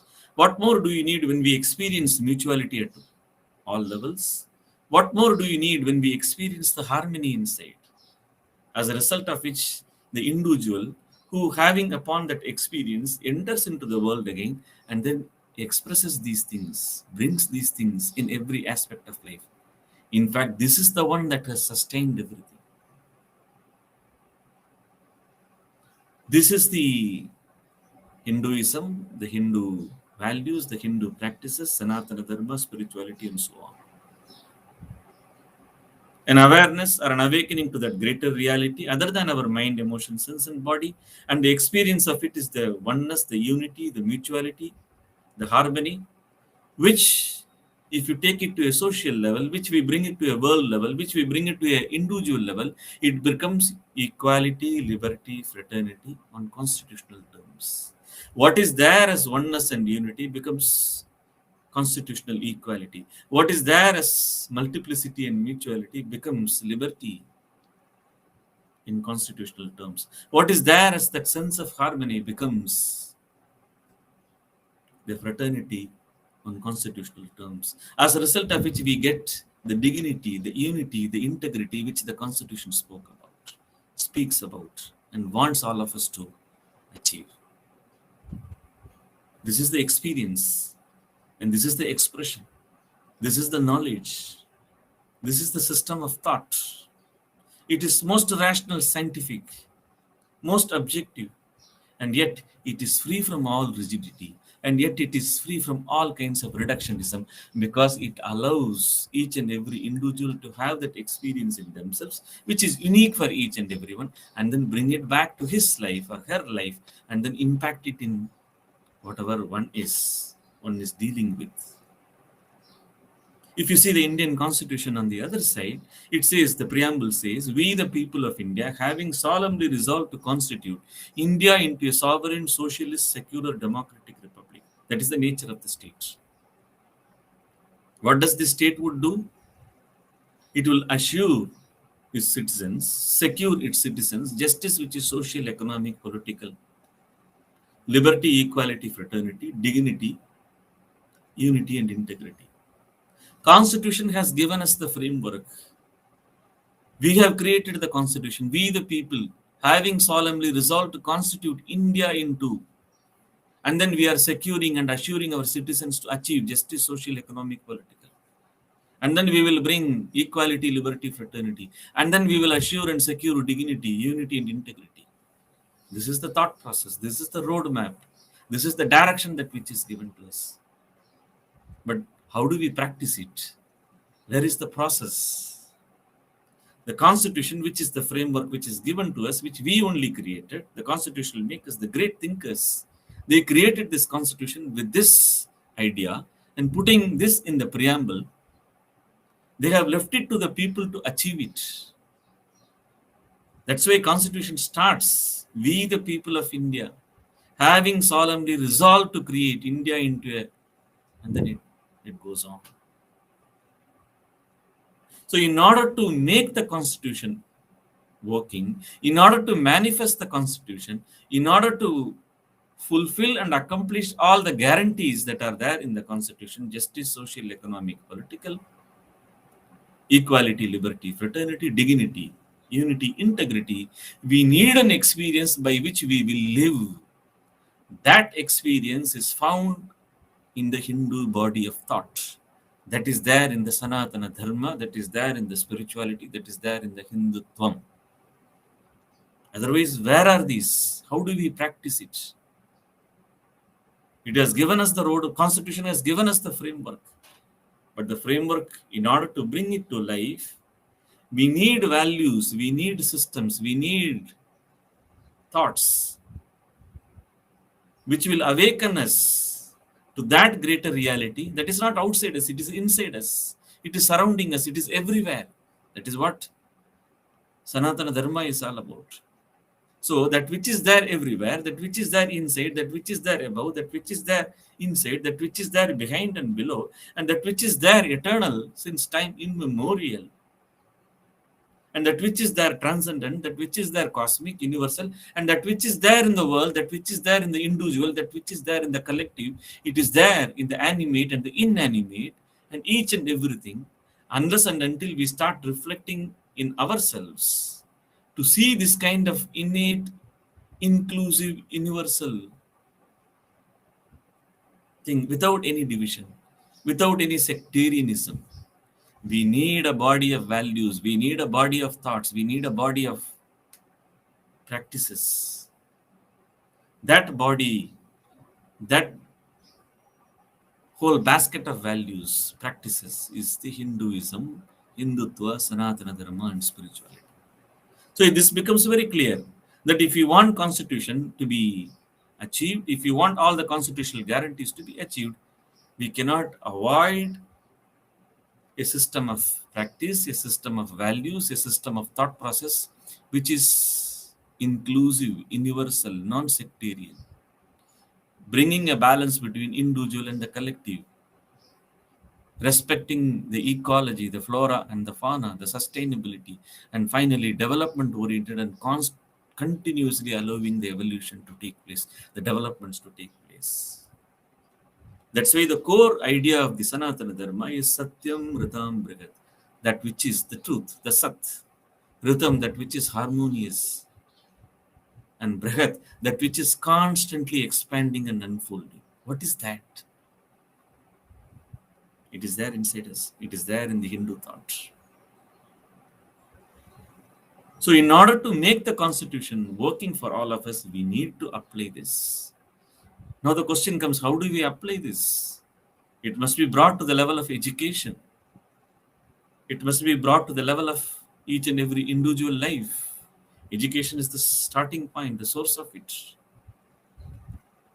I have introduced that kind of a subject in my university, Gujarat National University, where I have been teaching for the last 6 years. Now, conversely, you see the other side of it. Very interesting. Even the justice which the Constitution talks about, that is social, economic, and political, or the equality, liberty, and fraternity, they are also constantly struggling and expanding. The Sanatana Dharma, the spirituality, the yoga, the Hinduism, the Hindutva, and so on, which talks about Satyam, Ritam, Brihat, the oneness, the unity, the mutuality, the multiplicity, the harmony, and so on. Even the Constitution is struggling to achieve that. If you see, I used to give a simple example of Article 14 or Article 21 of the Indian Constitution, which got enshrined as an enacted provision in the Constitution in the year 1950. It is one and the same. The Article 14, the Article 21 remains the same. But in the year 2021, if you see the graph of what are all the interpretations that we have given to Article 14 and Article 21, it has continuously expanded, continuously unfolded itself. Now the question is, are we going to go by trial and error approach? Are we going to go by this analytical approach, which are very costly, which are very slow and damaging in between? And if you go by this kind of a trial and error approach, and if you go by this kind of analytical approach, it is not bringing the bindingness. It is not addressing the challenges which we are facing. And this is very much required. And I really appreciate the organizers of this wonderful conference who have worked so much to bring this. The core 5 challenges of the modern life, or the modern state, and the governance and the legal systems all around the world, is that individual and collective conflict, how do we reconcile? Artificial intelligence and privacy, how do we reconcile? Science and spirituality, how do we reconcile? Interdependence and independence, how do we reconcile? Shared values and alienating values, how do we reconcile? The reconciliation is in this thought process, in this value system, in this practice of Hinduism, Hindutva, Sanatana Dharma, spirituality, and so on. So what we, the people, in the preamble have promised for all of us needs to be practiced and needs to be brought. The Hinduism, the Hindutva, the spirituality, the Sanatana Dharma, and so on. And the practice must start in our own life, whatever that we do. With these thoughts, I would like to conclude here And those who are interested in discussing this theme more, and I would like to share my research with all of you. And I once again thank each and everyone for giving me this opportunity, particularly the organizers of this conference. Thank you so much. Thank you. Namaste.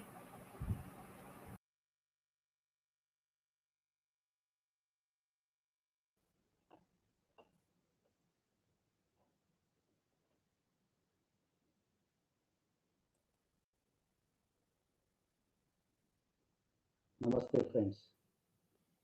My topic is Vedic knowledge and modern science.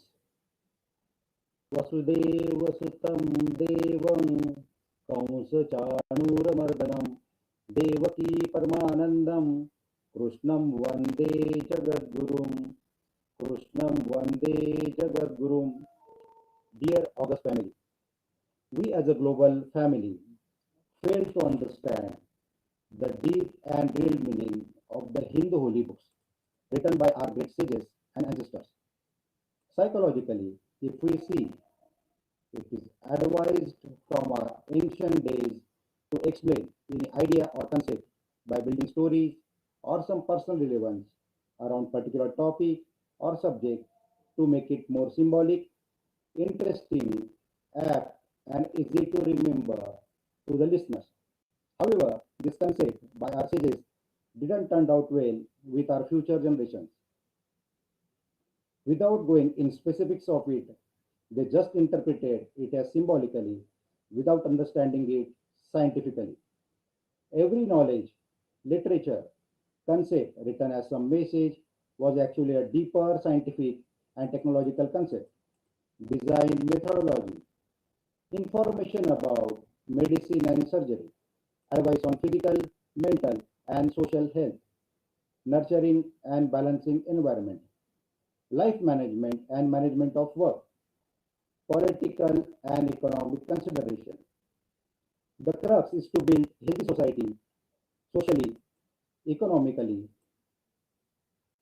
so that the world and the country goes with the theme Vasudhaiva Kutumbakam, meaning the whole world is our family. Progression in science and technology has been the major reason for the growth of human civilization. India has been contributing to the fields of science and technology since ancient times. Even today, what we term as traditional knowledge is actually based on scientific reasoning. The history of scientific discoveries and development in India dates back to Vedic era. Hindu ancestors, sages, had this great knowledge not just on paper but implemented many concepts practically on ground with base skills and design at that time. We can see various temples, metalwork, architectural beauty, mathematical calculation, surgical practices. Why Indians have built so many incredible architecturally marvelous temples in thousands all over the world? Were they so rich to spend wealth on this activity? The answer is yes. The eternal Sanatana Hindu culture blessed them with wisdom, intelligence, hard work, spirituality, and most important, research in every field of life to make humanity prosperous and peaceful. Their quest for knowledge, manufacturing, and trading made it to the world's largest economy for thousands of years. The German philosopher Gottfried von Herder once said, mankind's origin can be traced to India, where the human mind got the first shapes of wisdoms and virtue. From the complex layout of Harappan towns to the existence of iron pillars in Delhi, it is evident that India's indigenous technologies had been very sophisticated. They included the design and planning of water supply, traffic flow, natural air conditioning, complex stonework, and construction engineering. The Indus Valley Civilization built world's first society with planned towns, underground drainage system, civil sanitation, hydraulic engineering, and air cooling architecture. While other ancient civilizations of the world were small towns with one central complex, the Indus Valley Civilization had the distinction of being spread across a region about the half size of Europe. Weights and linguistic symbols were standardized across the vast geography for a period of over 1,000 years. They remained as the world's most peaceful and prosperous nation for centuries. Ancient Indians were involved in a quest to know more about life and its purpose. Every divergent view had a place in the discussion, and no one was killed for his or her contradictory view of the life or God. Every thought has its place in Indian spiritualism. Peace and quest for true knowledge, spiritually and scientifically, remain the basic DNA of ancient Hindu civilization. The place of worship for Hindus are temples, whose architecture is another science. Now, let's have a look on why should we visit temples. Magnetic and electric waves are constantly circulating inside the earth. When we build a temple, architects and engineers select a piece of land where these waves are available in plenty. The chief idol is placed in the center of the temple. This place is also known as Garbhagriha or Mulasthana. The temple is built and then the idol is initiated with a puja commonly known as Prana Pratishta. The idol is placed where magnetic waves are highly active. During the placement of idol, they bury some copper plates beneath the idol. The plates are inscribed with Vedic scripts. These copper plates absorb magnetic waves from the earth and radiate to the surrounding. Therefore, if a person who regularly visits a temple and walks around the idol clockwise, his or her body absorbs magnetic waves and boosts positive energy, leading a healthy life. Almost all Hindu temples have big bells, which one has to ring before entering inside. The science behind this is overwhelming. Temple bells are manufactured with a mix of different metals in specific proportion. These include cadmium, lead, copper, zinc, nickel, chromium, and manganese. The mixing and proportion of metals, which while making, is the real vision of science. The bells produce a distinct sound on ringing. The sound and vibrations are so distinct that it creates a connection between both sides of the brain. Also, the sharp sound and vibration last until 7 seconds in echo mode, which is enough to touch 7 healing centers of the body. With the sound, mind becomes empty of all the thoughts and it enters in a position of trance to a regular visitor to temples. It becomes very receptive, ready to take new ideas and free the mind from all the chaos going through the mind. Many additional benefits such as eradication of negative thoughts, improving concentration, maintaining balance of mind, helps in ailment. Factually, Hindu religion is the oldest religion existing in the world, but the science behind Hindu rituals and worshipping methods are far more advanced than present days. It has been proved innumerable times that the belief system behind Hindu religion is connected with science and technology. The 1,000-pillar hall of Madurai Meenakshi Amman temple has absolutely zero echo. We can very well gauge the knowledge of our ancestors about the concept of sound. German philosopher Schopenhauer writes in his monumental work, The World as Will and Representation. In the whole world, there is no study so beneficial and so elevating as that of the Upanishads. It has been the solace of my life, it will be the solace of my death. The knowledge of Upanishads is the jewel for all those who not only appreciate the universal hospitable culture of Indian subcontinent, but also those who want to get to know the pure knowledge of the worldview and cosmic existence. Now it is accepted that India was intellectually developed about 2,000 years before the Europeans started exploring the theories of linguistic, social sciences, mathematics, philosophy, and psychology. Mathematics. The history of scientific discoveries and development in India dates back to Vedic era. Aryabhatta, the famous mathematician of the Vedic era, invented zero. The concept of squares, rectangles, circles, triangles, fractions, and the ability to express number 10 to the power 12, differential calculus, algebraic formulae, and astronomy all had their origin in Vedic literature. The decimal system was already in use during the Harappan civilization. This is evident in their use of weights and measures. Iron and steel. Iron and steel have literally been the pillars of modern civilization. Ancient India was pioneer in developing the technology of producing rust-free iron. This metal from India was famous in Europe for sword making. The famous iron pillar of Delhi is a testimony to that technology, which is almost rust-free even today. Farming techniques and fertilizers. Indian farming technology was mostly indigenously developed and was ahead of its time. It included soil testing technique, crop rotation method, irrigation plants, application of eco-friendly pesticides and fertilizers, storage methods for crops, etc. Physics. Werner Heisenberg, German physicist, once said, after the conversations about Indian philosophy, some of the ideas of quantum physics that had seemed so crazy suddenly made much more sense. The concept of atoms, molecules, and matter can be traced to Vedic era. Moreover, the concept of astronomy and metaphysics are all described in Rig Veda, an ancient Hindu text of Vedic era. Rishi Bhaskaracharya, a famous ancient Hindu astronomer, once said, objects fall on Earth due to a force of attraction by the Earth. Therefore, the Earth, the planets, constellations, moon, and sun are held in their respective orbit due to this attraction. Approximately 1200 years later, Sir Isaac Newton rediscovered this phenomena and called it as law of gravity. Medicine and surgery. Ayurveda.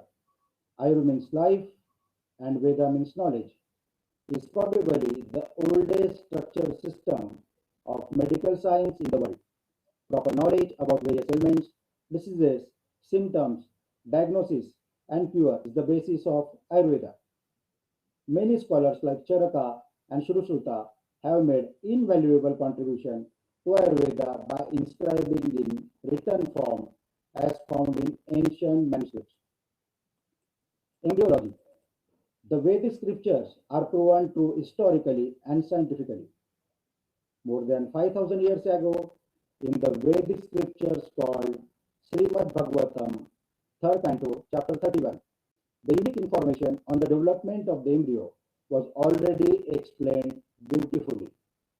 Aristotle was the first Vaishnava to describe the concept of embryology, but his research was very limited compared to the literary description mentioned in Srimad Bhagavatam Garbhopanishad. Shipping and shipbuilding. Shipbuilding was one of India's major export industries. Medieval Arab sailors purchased boats from India. Even the Portuguese, instead of buying from Europe, also obtained these boats from India. Some of the world's largest and most sophisticated ships were built in India.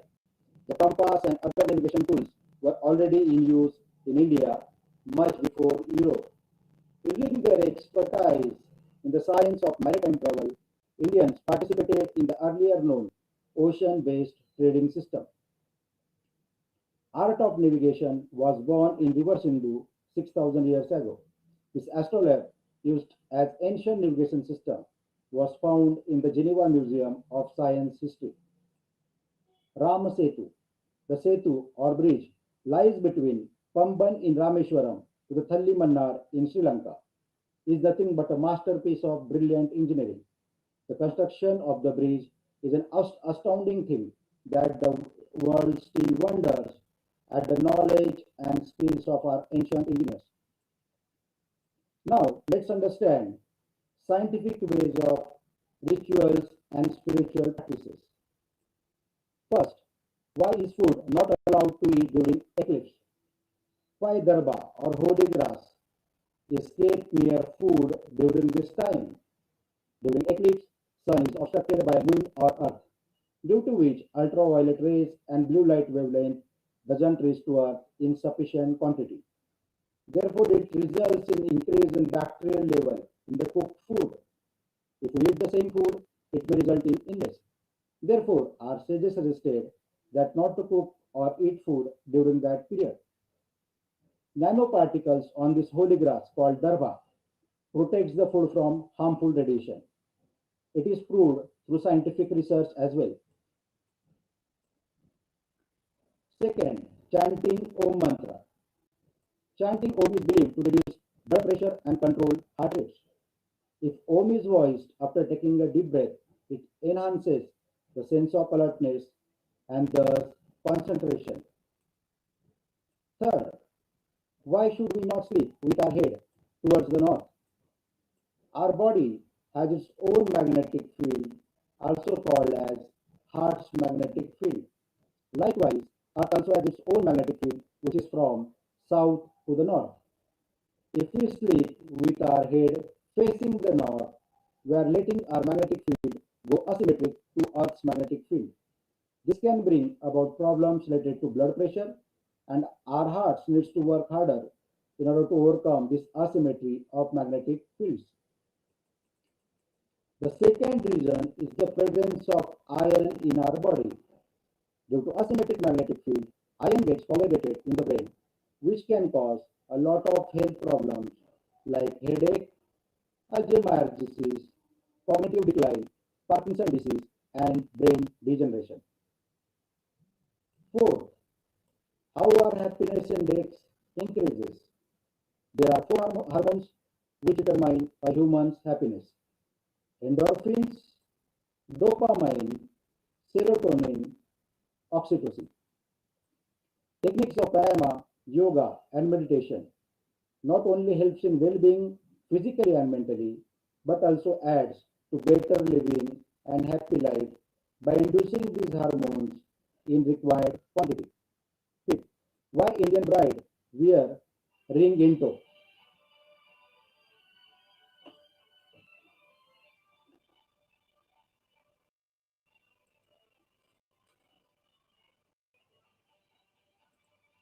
Why Indian bride wear ring in toe? In Indian culture, brides are made to wear ring in toe. In Indian tradition, wearing silver ring in second toe is being followed from thousands years. It symbolizes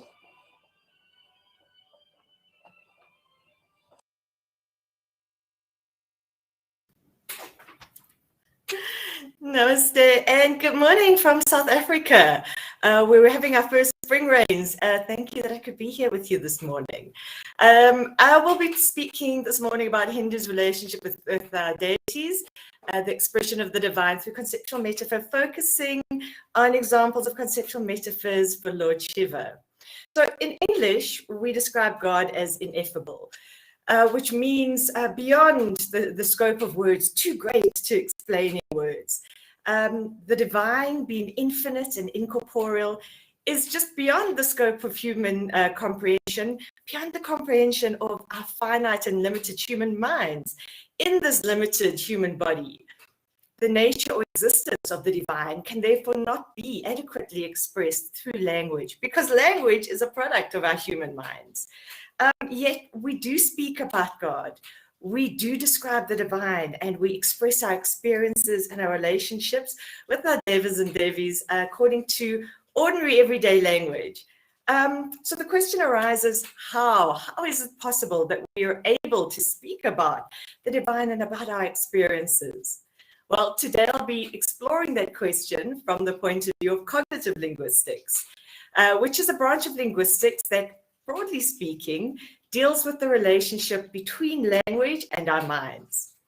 Cognitive linguistics holds that the mind and the body function in an integrated way. And so as humans, we experience the world through our senses, but our experiences in the material world shape the mental and the conceptual world that we use for language. Today's discussion is based on the cognitive linguistic theory of conceptual metaphor. This is a conceptual operation which allows us to conceptualize, so to think of one thing in terms of another thing. So typically what this means is thinking or expressing a thought, a feeling, something abstract in terms of something more concrete. For example, in English, it's common to conceptualize life in terms of a journey and ourselves as travelers on that journey. We see this expressed when we speak about things like, I've come so far in life, I feel stuck right now, I just don't know which way to go.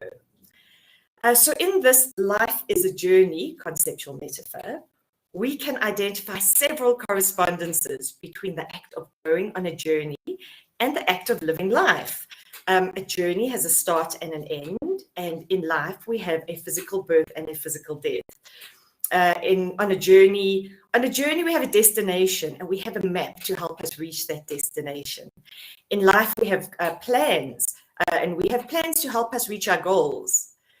If we're on a journey, the road might be in such poor condition that it's difficult to travel. In life, we might face struggles.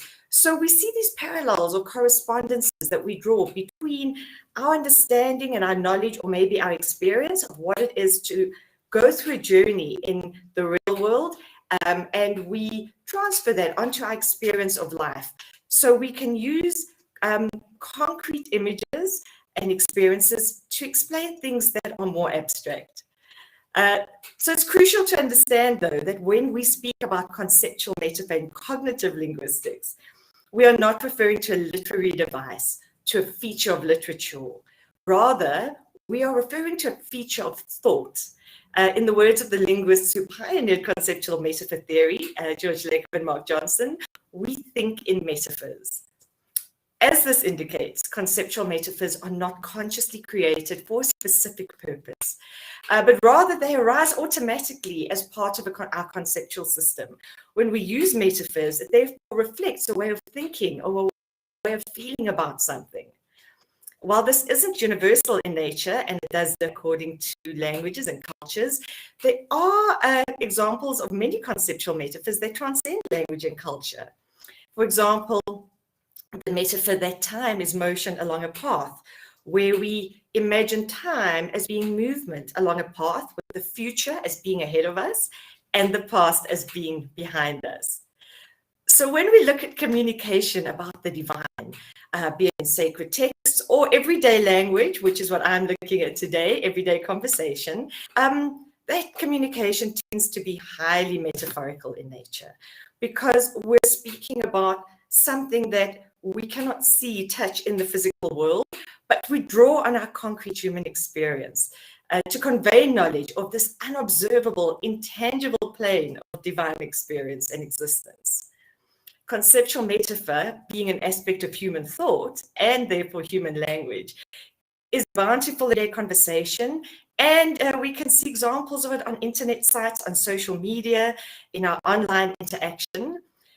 And here we find that if we look at posts and chats in everyday conversation, people use a plethora of conceptual metaphors when they speak about the divine. For the purposes of today's talk, I'm going to be looking specifically at conceptual metaphors, or at metaphors that speak about and conceptualize one of our devas in particular, and that is Lord Shiva.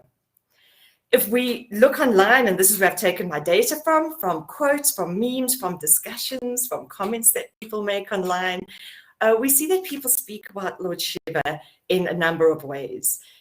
He is often spoken about as a loving father, taking care of his children. Often he's spoken about light, about warm and nurturing sunshine.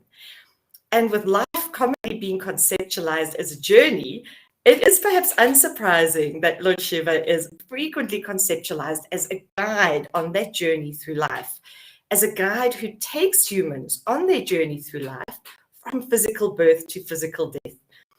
So we see examples of conversations or memes like, "Be beside me, Lord Shiva, and guide me on my path. I am lost on the boulevards of life. Bring me back to the right path, O Lord." Or we see these beautiful pictures of a human walking down a road or a path with their hands clasped in Lord Shiva's hands. So what is very important to note is that for cognitive linguists, these expressions are not simply a way of speaking about a deity, but actually of understanding a deity, of It's a reflection of the underlying thoughts, ideas, and experiences that we have. And so when we look at the conceptual metaphor, what we can do is look at what that real life experience would be. And this helps us understand what those deeper feelings and thoughts are. So if we look at what a guide is in the everyday world, a real life guide, if I was on a hike and I had a guide on that journey, what would that guide be to me? My guide would be someone who has the responsibility, who has willingly taken on the responsibility of taking me along this journey to my destination, of making sure I get there safely, that I have the best possible and the most enjoyable journey along the way. My guide has intimate knowledge of the path ahead of me and of the dangers and the obstacles I will face, so my guide can prepare me. In a real life situation, I don't need to be prepared for everything I will encounter on my path, because my guide is prepared on my behalf. I can just relax and enjoy the journey, trusting that this person will get me there safely, and trusting that my guide has made a commitment to walk with me the entire way and will not leave me stranded along the way.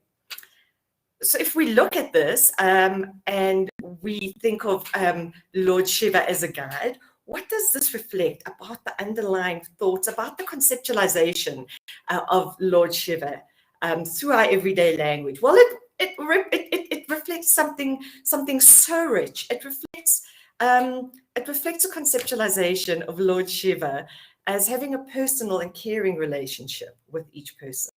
It reflects a willingness on the part of Lord Shiva to guide devotees on their journey through life. And that even when we don't know what's planned for us, even though we don't know what, that that Lord Shiva will be there, that he knows what's coming.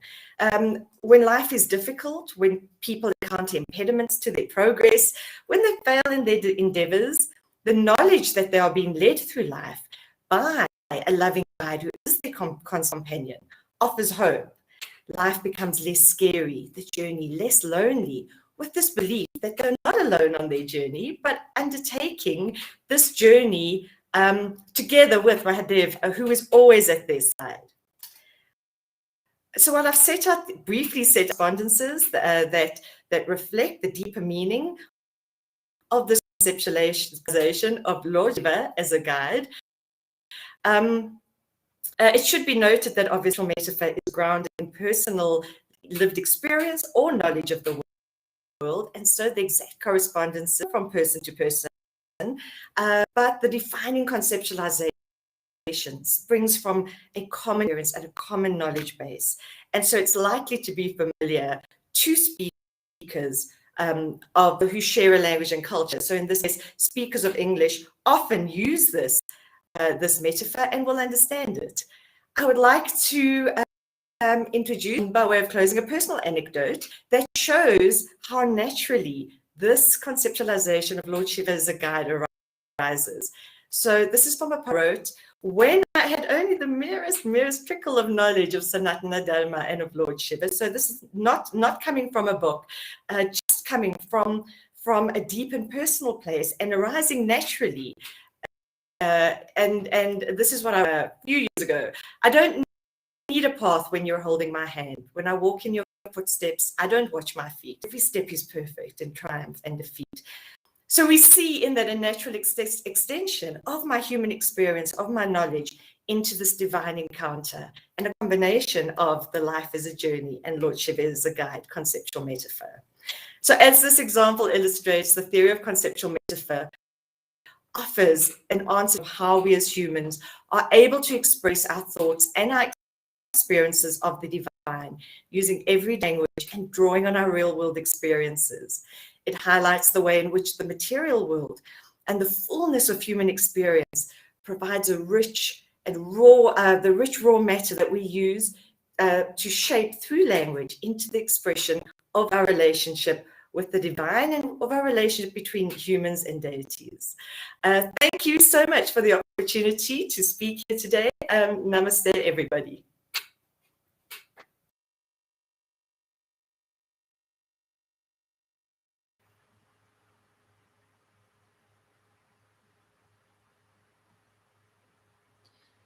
Namaskar. My name is Purnima Nath. Thank you so much for inviting me to say a few words. We all know today, October 2nd, is Gandhi Jayanti. But did you know October 2nd is also birthday of freedom fighter and second Prime Minister of India, Lal Bahadur Shastri? We do not know our own history. We are not taught about our own heritage, what to say about the foreigners. For the West, Hindus are oppressive, Hindus are superstitious, Hindus are regressive, Hindus are uncivilized, Hindu Brahmins are supremacists and fascists. Hindus are essentially extremists. Kali, Sati, caste, curry, cow are some of the ways Hindus are shamed in the West. First, they came with the narrative Hindutva is dangerous for Hindus, and somehow they are the savior of the Hindus. Sadly, though, and perhaps intentionally, they were unable to keep their enthusiasm, and by the end of their conference, they succeeded declaring Hindutva is Hinduism. They targeted 1.25 billion Hindus of this world in one shot. Dismantling global Hindutva, supported and organized by the Ivy Leagues of America, was blessing in disguise for the Hindus. They brought us here to Hindutva for global good. I agree with them. Hindutva is Hinduism. Hinduism, that is Hinduness, that is Hindutva. One in English, one in Sanskrit. Tattva, a Sanskrit word, means principles, reality, truth, thatness. Tattva is inseparable part of Hinduism, that is Hindutva. 5 basic tattvas are earth, water, fire, air, and ether. In English, ism is used to describe a distinct practice, philosophy, ideology, and movement. For instance, Hinduism, Sikhism, Buddhism, Jainism, communism, extremism, Islamism, Christianism, fundamentalism, and so on. Hinduphobia and atrocities against Hindus worldwide continue today subtly. But the attacker came in a different terminology this time, Hindutva. The term Hindutva is used to target and confuse people in a word war, to defame and shame Hindus, to eradicate Hinduism, and to finish the land of Hindus, that is Hindustan, once and for all. Remember the Aztecs or the ancient Greek religion? Do they exist anymore? How about the Persians? Why? Our ancestors were put through enormous terror, yet Hindutva survived, remarkably so. Hindutva is the only ancient religion that survived. Today, defending this religion and standing up against the constant insults and intimidations of Hindus and Hinduism has been labeled as extremism and political propaganda. Our ancestors died to save this sophisticated ancient system of spirituality, knowledge, principles, and wisdom through generations. But the West want to confuse the world with word entanglement and battles of terminology. They want us to reject our own heritage. When someone tries to confuse you with these two words, stand up and expose them. Land of the Hindus has been strategically broken into separate Islamic countries, and traces of Hindutva and Hindus are being wiped out systematically in front of our eyes for thousands of years. Do not be fooled by the labeling. Our philosophy was not based on killing people of other faiths, paths, or ideologies. Our philosophy was not based on forcing people to accept from one book blindly. Our philosophy was not based on vilifying other faiths either. Our philosophy was based on self-inquiry, questions, debates, discourses, and discoveries. Oldest sacred scripture of the world, Rig Veda, was composed in 1500 BCE in Sanskrit in ancient India, that is Hind. Sanskrit is the mother of all languages. Yoga, Ayurveda, chess, button, number 0, cataract surgery, plastic surgery, shampoo, algebra, trigonometry, calculus, to name a few, are major inventions and gifts of Hindu civilization to the world, with no patents and to no credits to Hindus and Hindutva. Hindu civilization, inventions, architectures, accomplishments are glorious and endless. Hence, Hindu heritage was buried. Hindu land was not only the largest democracy in the world today, but also the oldest democracy. Hindutva is inclusive of gazillions of faiths and all living beings, including two-legged or four-legged animals, insects, aquatics, reptiles, and so on. And Hindutva is environmental conscious and nature focused. We even call our rivers as mothers, earth as mother, sun as father, and moon as mother. We worship trees. We see God even in stone. Yes, Hindutva is the only path for human rights, women rights, animal rights, environmental rights, equality, responsibility, ethics, morale, and world peace. Leftist favorite topics of activism. They might as well embrace Hinduism. No, Hindus do not need to resort to terror to bring harmony and world peace. Non-violence, tolerance, acceptance, and respect, all are good, but Hindus must defend themselves. Hindutva is beyond one definition. Hindutva is combination of philosophy, religion, ideology, civilization, and spirituality. There is nothing like that survived in the world at this moment. Hindutva is the oldest living civilization of the world. Hence, do not allow the Abrahamics or the atheists to define what Hindutva is or who Hindus are. Significance of Hindutva in the new world order has become even more crucial. I'm sure you have followed the recent Quad development. Hence the nexus of Hindu haters united in fear to destroy Hindus and Hindutva once and for all. Now some questions for the viewers. Please name a country Hindus invaded. Please name a religion Hindus have annihilated. Please name a community Hindus have forcibly converted and erased. Now we can say all this for any other Abrahamic religion, can't we? Many debates about the definition of Hindus are being circulated, such as when the word Hindu came along. How does it matter? These are the major topics of interest of leftist, communist, expansionist, imperialists, and so-called historians and lovers of South Asian studies in the West. Land of the free, America and the West in general is being used as a major incubator for spreading Hindu hate and Hinduphobia. These deliberate attacks are not going to stop. In fact, these intensity of these attacks will only increase, sadly.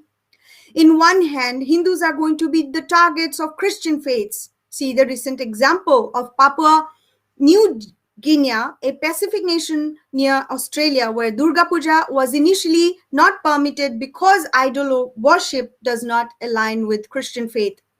Although Mr. David Manning apologized, but look at the incident. He is the one who signed the letter, but he blamed a department within for drafting the letter. Then why did he sign to begin with?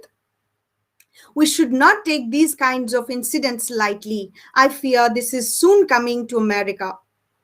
On the other hand, Hindus are going to be targets of brainwashed woke culture of the West, communists and Islamists, such as left liberal Democrat Party in the United States have taken caste as a protected category. No, they are not interested or willing to listen to the truth of caste, how it was manufactured by the British. In paper, Hindus are 79% in India. That is 95% of the world population. But I doubt today there is even 60% Hindus remaining. Converting by the day into Abrahamic faiths. Nepal has 2% of global Hindu population. Therefore, only 3% of global Hindus are living outside India and Nepal. The last place on earth that can save and has claims of Hindus and Hindutva is Hind, that is India. As an Indian American and a Hindu, I'm appalled to witness what is happening in India. American liberal giant media, New York Times, can place an ad in India that is treasonous to the elected government of the largest democracy. Yes, India elected Prime Minister democratically. He was not selected. American liberal media, Washington Post, rolls the red carpet to the rabid Hindu haters to spew venom against Hindus in India in the name of freedom of speech. American woke liberal Ivy Leagues is supporting and sponsoring, targeting entire civilization and religious group and democratically elected government. American social media, liberal left companies bans Indian nationalists and flags them as extremists. American social media, liberal left companies plays with vice president and home minister of a democratic country. Are these coincidences? Nah, I do not believe in coincidence. Time has come to tear the veil of illusion created by the foreign supremacists and radical ideologies. Time has come to expose the truth. Time has come to be Hindutva, land of the Hindus, that is the Hind, that is Hindustan, that is India, that is Bharat, the oldest and largest democracy of the world, must be declared as a Hindu Rashtra in order to save the Hindus and global Hindutva and the world. Declare India as Hindu Rashtra, reclaim Hind, reform India's constitution, fix historical blunders, free Hindus from the clutches of neo-colonialists. 1947 was a transfer of power from the foreigners to the socialists, communist, Islamist, and Christian missionaries. India has been systematically divided, and the policies that were implemented are anti-Hindu. Chanakya said a dry tree is responsible for burning the whole forest. I say, likewise, one bad leader can destroy the entire nation and the country. So save Hindus, save Hindutva, save Hindustan, save Hinduism, and save Hind. With that, I conclude my speech. Thank you.